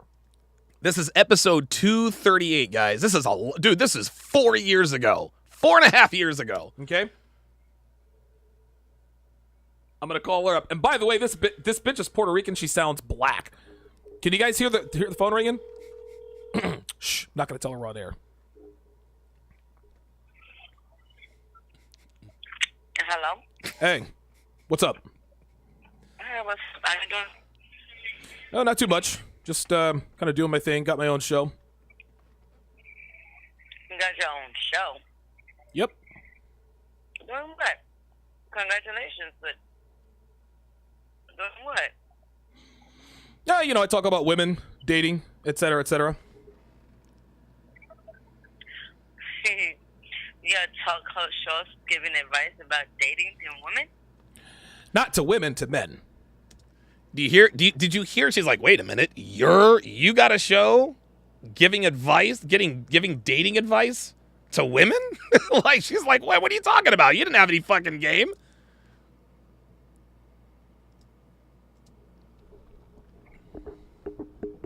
Okay. Yeah, that's how it is. I gotta see that. You got a what? I gotta see it. I'm about to low key call her a broke bitch. Oh no. You definitely do not want to watch my show for sure. Well, first of all, you have to pay for it, so it's like paid content and stuff like that. Why wouldn't you want me to see it? I mean, I don't give a shit whether you watch it or not. I'm just saying, like, women don't like my show. You don't strike me as the type of woman who would like the kind of stuff I talk about. So anyway, how's dating? He's doing fine. How you been? I've been good. I had thought you had sent me a message, and I thought it was you. Oh, this is But then I called this number, and you answered, so I don't know who the number is. No. Whoever sent you... No. Whoa, hold on. Whoever sent you the message definitely was not me. It was a Nevada number. I don't know what it was about. A lot of people live in Nevada. Yeah, well, you're the only one I know that lives over there. Well, do you see how she tried? Do you see how she tried to make it look like I reached out to her? I didn't know her fucking phone number. I didn't have her fucking phone number. I hadn't talked to her in years. She's like, oh yeah, I got this message somebody sent me. Yeah. No, that wasn't me, bitch. Sorry. I mean, listen, you can say whatever you want. Definitely wasn't me. I was in there doing my show. I mean, it wasn't now. When was it? See, now she's caught. Now she's, well, it wasn't now. It was, Hold on.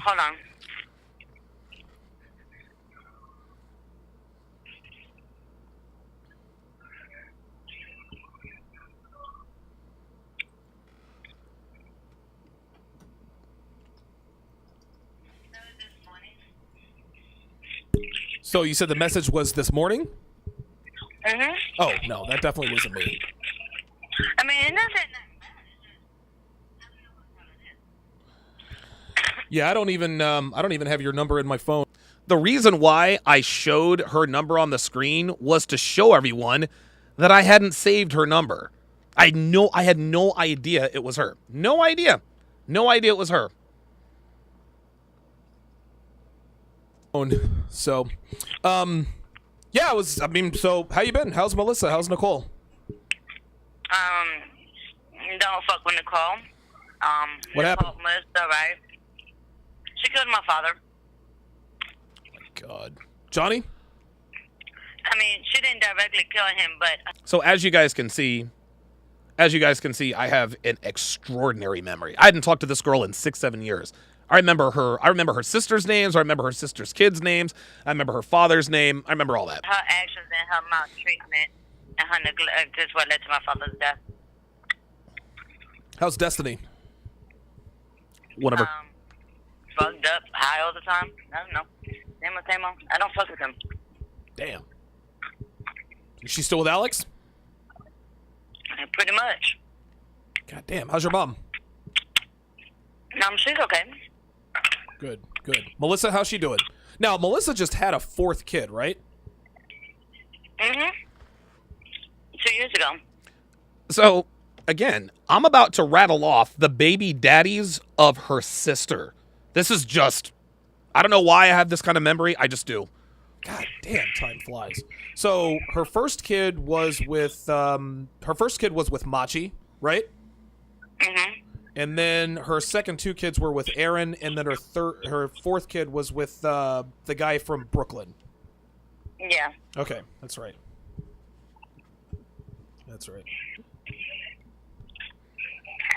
No, I'm doing good. Go to medical school.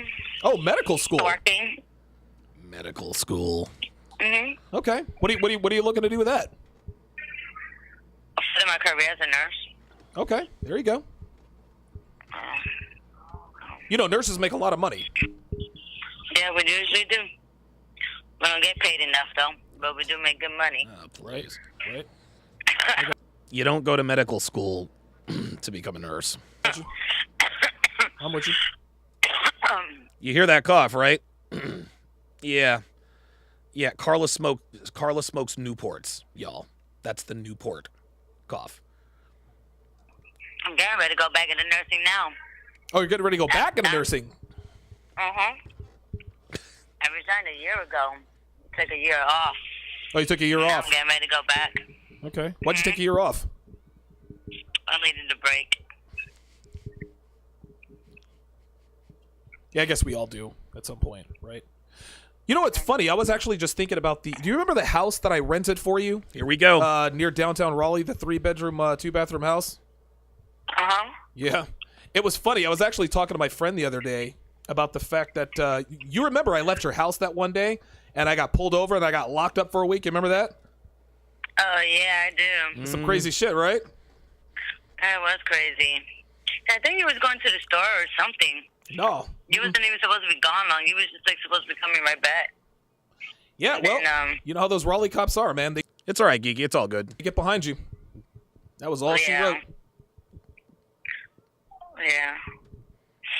So how you been doing? Any kids yet? Okay, so this is when she starts.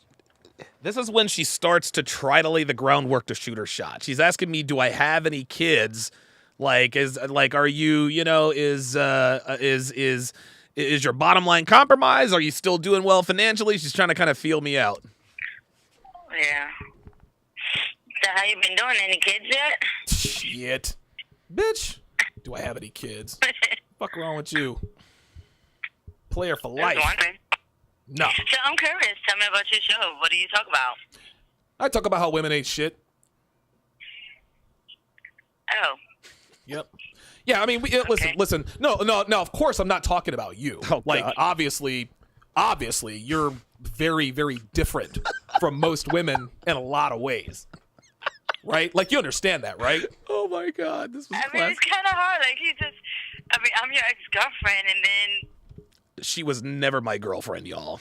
She was never my girlfriend. You just came up with that. Wait a minute. Am I different? Do you hear this? She just said, "Am I different?" Even she knows she belongs to the streets, guys. Even she knows she belongs to the streets. I just told her, no, it's not like you. No, you're different. And she's like, am I though? Do I fall in the same category to you? No. I mean, obviously, I'm very, very different from who you like. Like, I'm very different from who I used to be. Like, obviously, right? But like when I'm talking, but when I talk about women ain't shit, like I'm not talking about women like you. Like I want you to understand that you are the exception to the rule. Thank you. I think that was a compliment. D Nice says, on a scale of 1 to 10, what was she? She was an 8. Dude, Carla was hot. Dude, she was, I don't know, dude, and she had all her kids when she was a teenager. It's another red flag. She was a fucking smoke show. Whew, that bitch was bad. She was bad, y'all. Real talk. Dude, you would never know she had 4 kids. Never. You know how it is. All right, well, look, I gotta go. I got shit to take care of. My girl's actually gonna be taking me out to dinner here in a little bit. Oh, watch this. Congratulations. For what? You said you got a girlfriend. You're congratulating me for a girlfriend, right? Yeah. I was a dude. Oh my God, I used to be such a fucking loser. This is unbelievable. I can't believe it. Why do you think he was a loser? No, good God. Don't get me started. All right, I'm gonna run. I'll talk to you later. All right. Wow.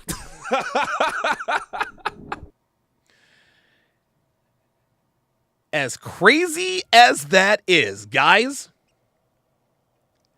the bitch called me again 2 years later. She called me again 2 years later. Do you guys want me to play the video of when she called me 2 years later? Put a 1 in the chat. If you guys want me to play the video of her calling me 2 years later. You can't make this shit up. I tell you this all the time. You can't make this shit up. Put a 1 in the chat if you want to see the second conversation. She called me back almost 2 years ago to the day. That was back in 2018. 2 years later in 2020. 2020, she called me again. Put a 1 in the chat if you guys want me to play the, okay, oh, whoa, okay, all right. Oh, okay, got it. Okay, all right, so that's the, all right, very good. All right, here we go. So, someone called me from a 984 number, and I wasn't, dude, there was no way she would ever call me back again, right? Well, here we go. This is so fucking crazy. This is great.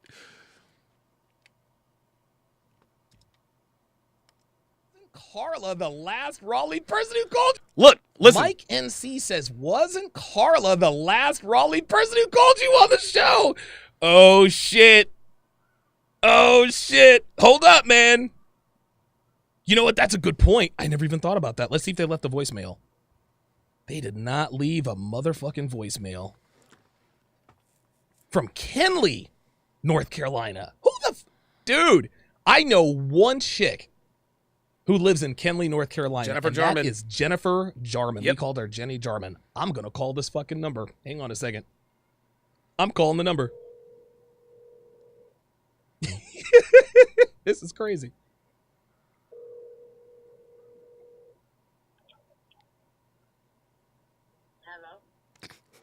Hello? Yeah, who's this? Hey, how you doing? Oh, what's going on? Holy shit. I didn't even recognize your number, man. So what's going on? Tell them how you been doing. I've been really good, actually. I've been really, really good, actually. I am making great money. My show is taking off. Me and my girl are taking we're taking a trip to Hawaii in October. We're gonna fly out there first class. We're probably looking at maybe moving to the West Coast, and so yeah, things are fucking fantastic. How about you? What you up to? I think it's good.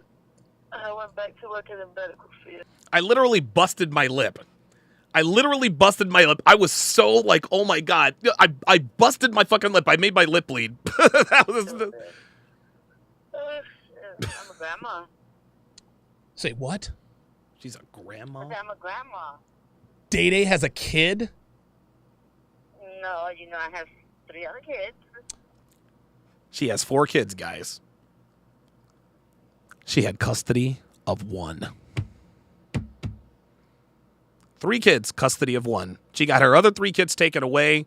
They changed their names, all that stuff. 3 kids, custody of 1 because she was an Ivisuba mother, spelled backwards. Can't make this stuff up, guys. Oh, okay. No, I have a grandson from my daughter. And my boys want nothing to do with having a baby. Wow. My daughter Now, has a son. okay, so let me get this straight, because I know you had 4 kids. So you had 4 kids. You lost custody of 3 of them, right? Uh-huh. Okay, right. So this is one of the kids that you lost. Taylor Deutsch says she sounds dumb as hell. Bruh. Carla, she not too bright. It's custody of. No, we back in each other's life. Oh, well, that's good. Know. That's good. Yeah, one's in California right now because he's a Marine. And then my other one, he'll be here when he gets off work. This is me. I can't believe it's her. And, my daughter right now, she's in New York. Oh, wow. I'm right behind mine. She just went to New York not too long ago. Hey, check this. Hey, hang on 1 second. Hang on 1 second. I got another call. I'll be right back, all right? All right. Oh, my fucking God! Are you fucking serious? Are you fucking serious? I'm wearing the same shirt. You've got to be kidding me. Look, I'm wearing the same You've shirt. You've got to be kidding me. Look at that. Dude, I hit myself in the lip. I fucking busted my fucking lip. All right, here we go. Here we go. This is unbelievable.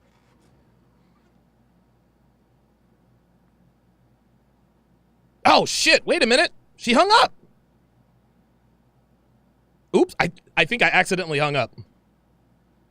You gotta be fucking kidding me. You gotta be kidding me. This was fucking crazy. Hello? Yeah, you there? Yeah. All right. So what's going on? What's going on? To what do I owe the pleasure of the call? What? Yeah, she is due to call. She is due to call pretty soon, actually. She hits me up every 2 years. Why'd you call? To what do I owe the pleasure of hearing from you? Like, it's been a while since we talked, actually. Yeah, How you doing? Hang on, I can't hear you. If you have me on speaker, take me off because I can barely hear you. Hello? Yeah. Oh, wow. Yeah, I can hear you much better now. So you said, what'd you say you called me? I was just calling to see how you was doing. Yeah, yeah. Good. You came up in a conversation not so long ago. Came up in a conversation. Oh, I came up in a conversation with who? One of my friends, and give him a call. Translation. I'm in a relationship that I don't want to be in, and I want to call up Simp Donovan to see if he'll take me back. That's all. That's all. Like, I don't know, any good number for you. I was like, well, let me check my phone, because he called me not too long ago. Been a minute, but, I was like, yeah, let me see how you're doing. Yeah, I'm doing good. Things have absolutely, good God, man. They've absolutely taken off. I've written a book. I've done courses. Next year, I'm doing a couple of live events. One is going to be in Texas. I'm thinking about doing the second one in Vegas, maybe, but I don't know. My girl might not like that one too much, but yeah, that's, it is what it is. So what's it all about? Well, it's the last. So we had this conversation last time. You asked, well, I'm curious, what's your show about? And I'm just the same thing. I talk about how women ain't shit. Yeah, you know how it goes. You know how it goes. So what you up to? Where are you living? Who are you living with? Tell me about your mans. What's going on? And back in just going back to medical school. I just finished medical school not too long ago. Okay. Oh, so she's finished medical school now, huh? So now I'm just working in an emergency room and getting ready to buy a house. Okay. Before I leave North Carolina. What? You're finally going to leave North Carolina? Now, this is a... Yeah, my kids don't want to be here, neither do I. Oh, okay. Yeah, you've been there long enough. No. Been here too long. So, I'm just going to buy This is when I really start to go in on her. a house out here for when we come out here. We don't have to stay with nobody. And then I'm going to California. And, wow, California. Wow. Yeah, that's where my son is. So I'm going to California for a little bit. And then I live in New York or Puerto Rico. Oh, wow. I want to go to Puerto Rico to live. Solid. A few years. So... God, I'll tell you what, man. It's been it's been a long time. I'm 42, so that makes you what, 39, 40? No, I'm 40. Yeah, god damn, man, time flies. I remember when you and I were talking, man. Like we were in our 20s. Man. That's crazy. Yeah. So how are your sisters? How's Melissa? How's Melissa, Nicole, everybody else, Destiny, all them? They're cool. I don't know. But I think she's okay. Nicole, I haven't talked to her. I didn't know come stay with me and Destiny. And I told her Alex wasn't allowed in my house. Oh, no. So I started finding out that while I'm working 12 to 15-hour shifts, you know how they go. I'm finding out that she's sneaking him in my motherfucking house when I'm not here. Right, Then I found out she snuck him in my house to take a shower while I was sleeping. Oh, shit. Wait a minute. Why has he got to... Well, hold on. Real quick. Why has Alex got to take a shower at your place? Because they're homeless. What? Oh, shit. Oh, my God. Yeah. Oh, my God, dude. Because they're homeless. They made her lose her Section 8. So, wait, hold on. Alex made Nicole lose her Section 8? Are you fucking serious? Yes, I'm serious. They destroyed her fucking house. They did, that house looked like it was brand fucking new, and, Section 8 was covered, and she had a maid. I tried to get her to go to, she said she didn't want to do what I do, but that she did, wanted to work in the medical field. I was like, well, I've been doing this shit for years, so, I got a lot of degrees and experience, so I just had to go with something like, working just like doing the book part, you know what I'm saying? Right. Receptionist and something where she went to school for that. She didn't listen about internships and stuff. She never got a job working in the medical field. So yeah, man. She has another degree. Roach family spreading. Absolutely not using. And I found out that she was taking him in my house, so I was like, okay, it was my day off, and they was like procrastinating or whatever. I was like, well, look, I'm getting ready to go, so I'm leaving in a few hours, so y'all need to, if y'all leave. Devin says, is this on the block with Jen? It will be. It will be. Y'all need to go ahead and leave before I go. Because I'm not giving y'all the kid in my house, and I'm not leaving my door unlocked. That's just not what I do. I was thinking, I don't told y'all. If I leave, y'all can stay. But I don't know what time I'll come back. I knew what time I was coming back, but because I found out they have been sneaking him in my fucking house. Right. I didn't feel like telling them. So I was like, I don't know when I'm coming back. I was like, but if I come back and Alex is in my house, I don't give a fuck what time is it when I get back. Everybody got to get the fuck out. Kids and all. I was like, I done told you before I let you come in here, before I let you come to my house, I done told y'all, kids not to be in my house. I was like, and so for what I'm finding out, you can't even respect that. So, if I come home and he's in my, they ended up in the ruckus. Have you managed to find a guy like? Oh, here we go. Let me ask you personal. And ended up here we go. What's going on, and I don't know put them church out. So I haven't heard from them since. Shit. Well, let me ask you a question. Let me ask you a personal question here. Have you ever have you managed to find a boyfriend as good as me? Like, have you managed to find a guy like me, or like, funny. How's that going? I mean, you're not the only good guy I had. Like, don't. Oh, Don't go to Twisted. Don't get your shit. Don't get it fucked up, not Eddie. Don't get it fucked up. Yeah. Don't get it fucked up. Don't get it twisted. Yeah, I had gotten on you because right now I'm not focused on that right now. I'm just focused on my career. No, I'm not focused on a man right now. I'm just focused on my career. Okay, all right. Yeah, listen. A woman like you, honestly, like for real, like a woman like you ain't got time to be dealing with like nigga bullshit. You know what I'm saying? Oh, here we go. I'm about to go in. Here we go. Focus on my career, my kids. Okay, all right. Yeah, listen.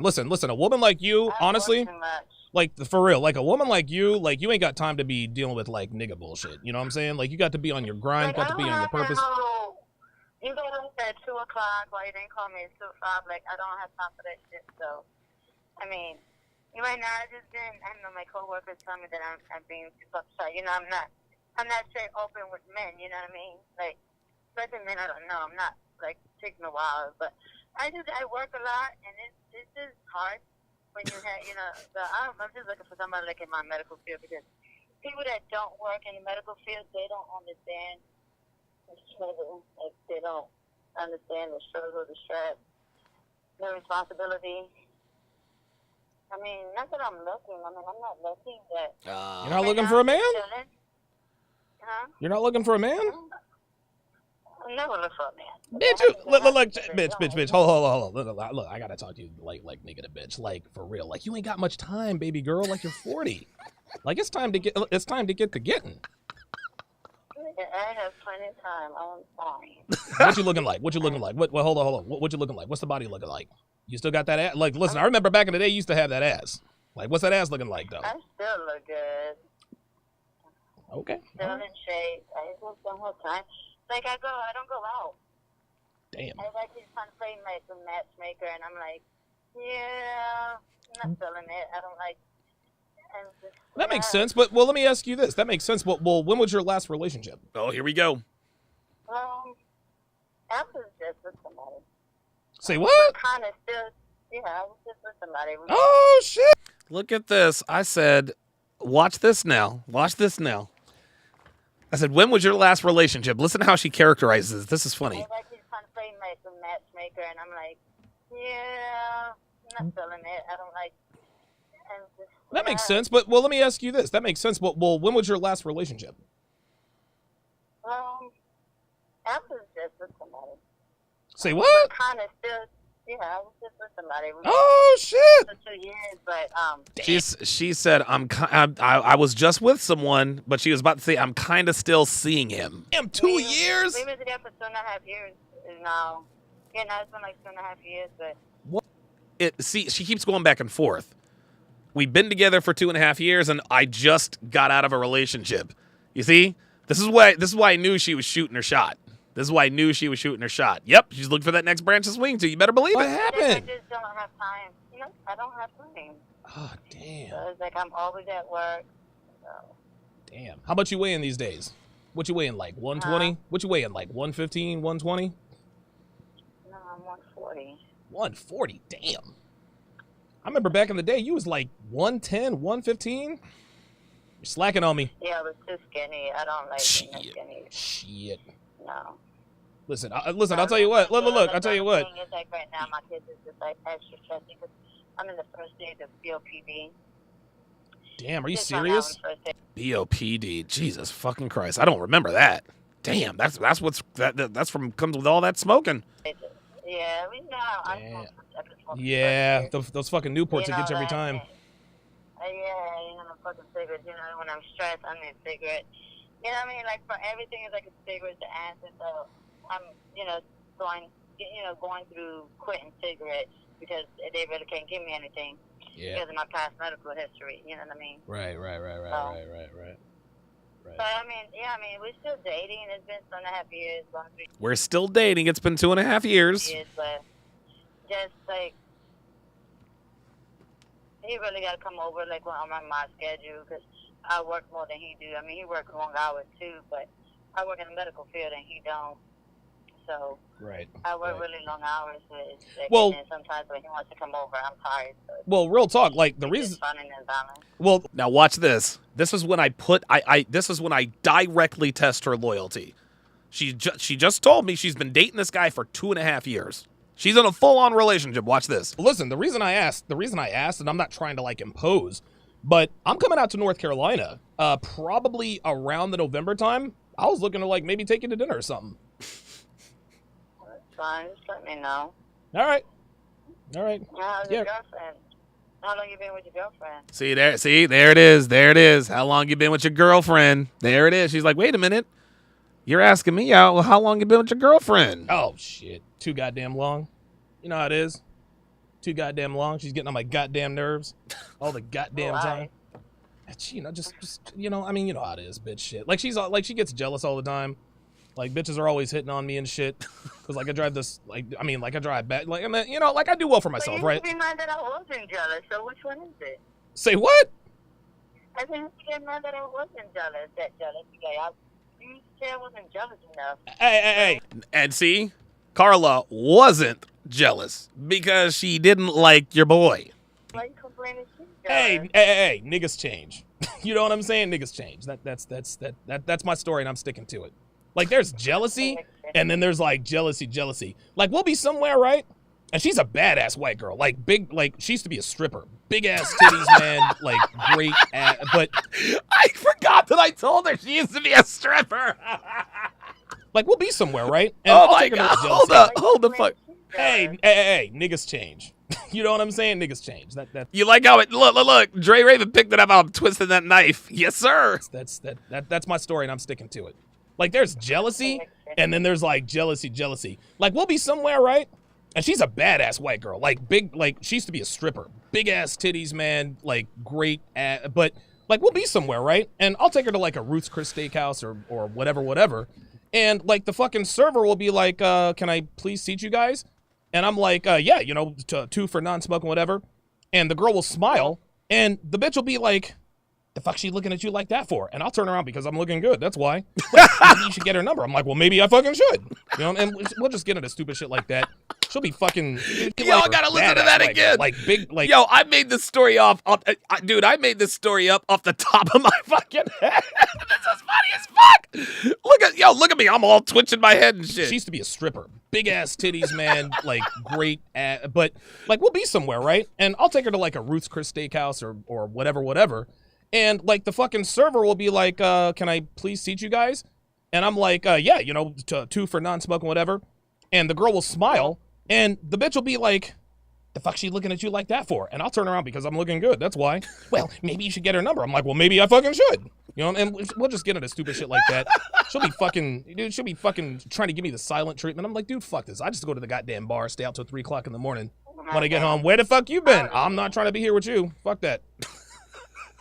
Yeah, that sounds like too much drama. Yeah, fuck that. You know how that goes. Yo, I pulled that off perfectly. I just made that shit up off the top of my head, fam. Yeah, man, I'm not here for the drama. How's Day? How's Adonis doing? Oh my God, he is. No, the kids are doing good. Good. He's a smart kid. He's a smart kid. He is. You know, Her son was very smart. I liked her son. He was a good kid, man. all the kids are grown, so it's kind of funny because he's taller than everybody. So he's a little bro, but he's a big bro. He just lost his father. His father passed away in October. I wasn't paying attention. His father passed away in October. That's the guy she was fucking in the house I was paying for. Wow, I didn't even realize that. What? Oh, I guess I did. Ray passed away? That's his name. His name is Ray. You said his father, Adonis's father, passed away? Yeah. His father, I thought his father's last name, I know his father's last name is Lucas, but I forgot what his first name was. Ray. I thought his name was Ray or something. No, Pete. Oh my God. Damn, dude. Because I remember meeting him a couple times. Yeah. And,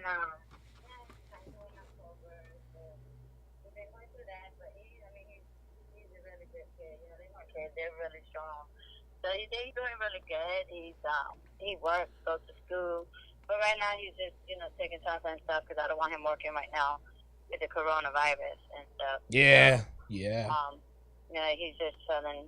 I give him allowances every month. So he used to have his own money. He's doing really good. And now I think getting ready for my other son to get off work. So he'll probably be showing up here in a minute because they just won't leave me alone. Let me ask you something, and you probably don't remember. You probably do remember this. You remember your friend Issa, who used to live at Raleigh North. You remember the last time I came out there? I think she died when I was out there. How is her kid doing? It's been, 5 years already? It was back in. It was back in. It was back in. Yeah, it's been a while. Yeah. How is her kid doing? How, because I remember she had a daughter who was pregnant. How is her daughter doing? Well, they're doing good. Her kids are doing good. And she has a son too. It was Keanu and. Oh, Keanu. Keanu. That's right. That's right. Exactly. And Keanu's a monster. He's huge too. Good. No, they're doing really good. Good. He's had 2 kids now.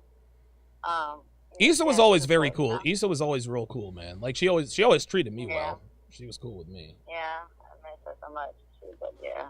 And my father passed away last year. Yeah, I remember you told me about that, Johnny. Mm-hmm. How's your mother doing? Is she still around? Yeah, she's doing good. Okay. She comes around and I pick her up and take her to Melissa's because she's been babysitting for Melissa. Okay. All right. So I'm gonna skip to the part where we actually talk about us for a little bit. All right, because I know her and I are like the same age. I think because she's 42, and I know her birthday. I'm probably wrong about this, but her birthday is in August. Am I wrong? Yeah, her birthday's in August. Okay, that's what I thought. Yeah. Okay. Yeah. I don't know how I remember everything. I really don't. So when's mine? I thought you were born on like April 28th or April 29th. Yeah, you're right. Yeah, of course I'm right. You know I got that goddamn memory. Did you hear that? Look, her birthday. Look. She tried to test the memory, but watch. I'm probably wrong about this, but her birthday is in August. Am I wrong? Yeah, her birthday's in August. This is why Devin doesn't get away with anything. Because, dude, I don't know why I remember everything. I just do. Okay, that's what I thought. Yeah, okay, yeah. So when's mine? I thought you were born on like April 28th or April 29th. Yeah, you're right. Yeah, of course I'm right. You know I got that goddamn memory. You trying to lie to me, man? Come on now. Come on. I thought we were supposed to be cool. Thought we was cool. I never lie. All right. Yeah, I know how to lie. Yeah, you know how that goes. But all right, well, look, I'm gonna bounce. But yeah, listen, I'll let you know when I'm gonna fly out to NC, and yeah, we'll go someplace. We'll go to I don't know, maybe Ruth's Chris or something like that. I'll get like a hotel or an Airbnb or something. We'll hang out, have a good time. We'll see what happens. Listen. Give me a call. I just wanted to see how you was doing. There it is. I never had no regrets with you, You never what? I didn't have no regrets with you. I just, Oh, she never had any regrets with me. Oh, she's definitely shooting her shot. This is when it gets good. Do you see my face? I'm like, wait a minute. Something is afoot. Something is afoot. You wanted to go faster than what I was ready for at the moment. Yeah. I didn't think you were serious. So. Well, listen, like, real talk. I don't know how you could think I wasn't serious when I rented you a 3-bedroom, 2-bathroom house. I think that was pretty obvious that I was serious. But hey, listen, man, like if that wasn't your speed, like I ain't mad. Like to me, that's water under the bridge. Like to me, I was just trying to help. You know. You did do that, but you know what I'm saying. It was just. You did do that, but like, bitch. She's like, you weren't serious. Did you hear? Did you hear? She's like, I didn't think you were trying to move too fast, but I didn't think you were serious. Bitch, I rented you a house and put everything in my name. How much more serious could it get? How much more serious could it get? I don't know. You know what I mean? Like, it could have been, bad, but I think you took it the wrong way when I said no. But it wasn't that. It's just, I didn't think you really just wanted to marry me. I thought it was more, you just wanted to get married. I didn't really, I don't know. I kind of felt like you did want to marry me, but then I kind of felt like you didn't really want to marry me, like if it was just more of the idea of being married. So I was like, wait a minute. Well, again, no, look. I hear you. But I knew what my intentions were.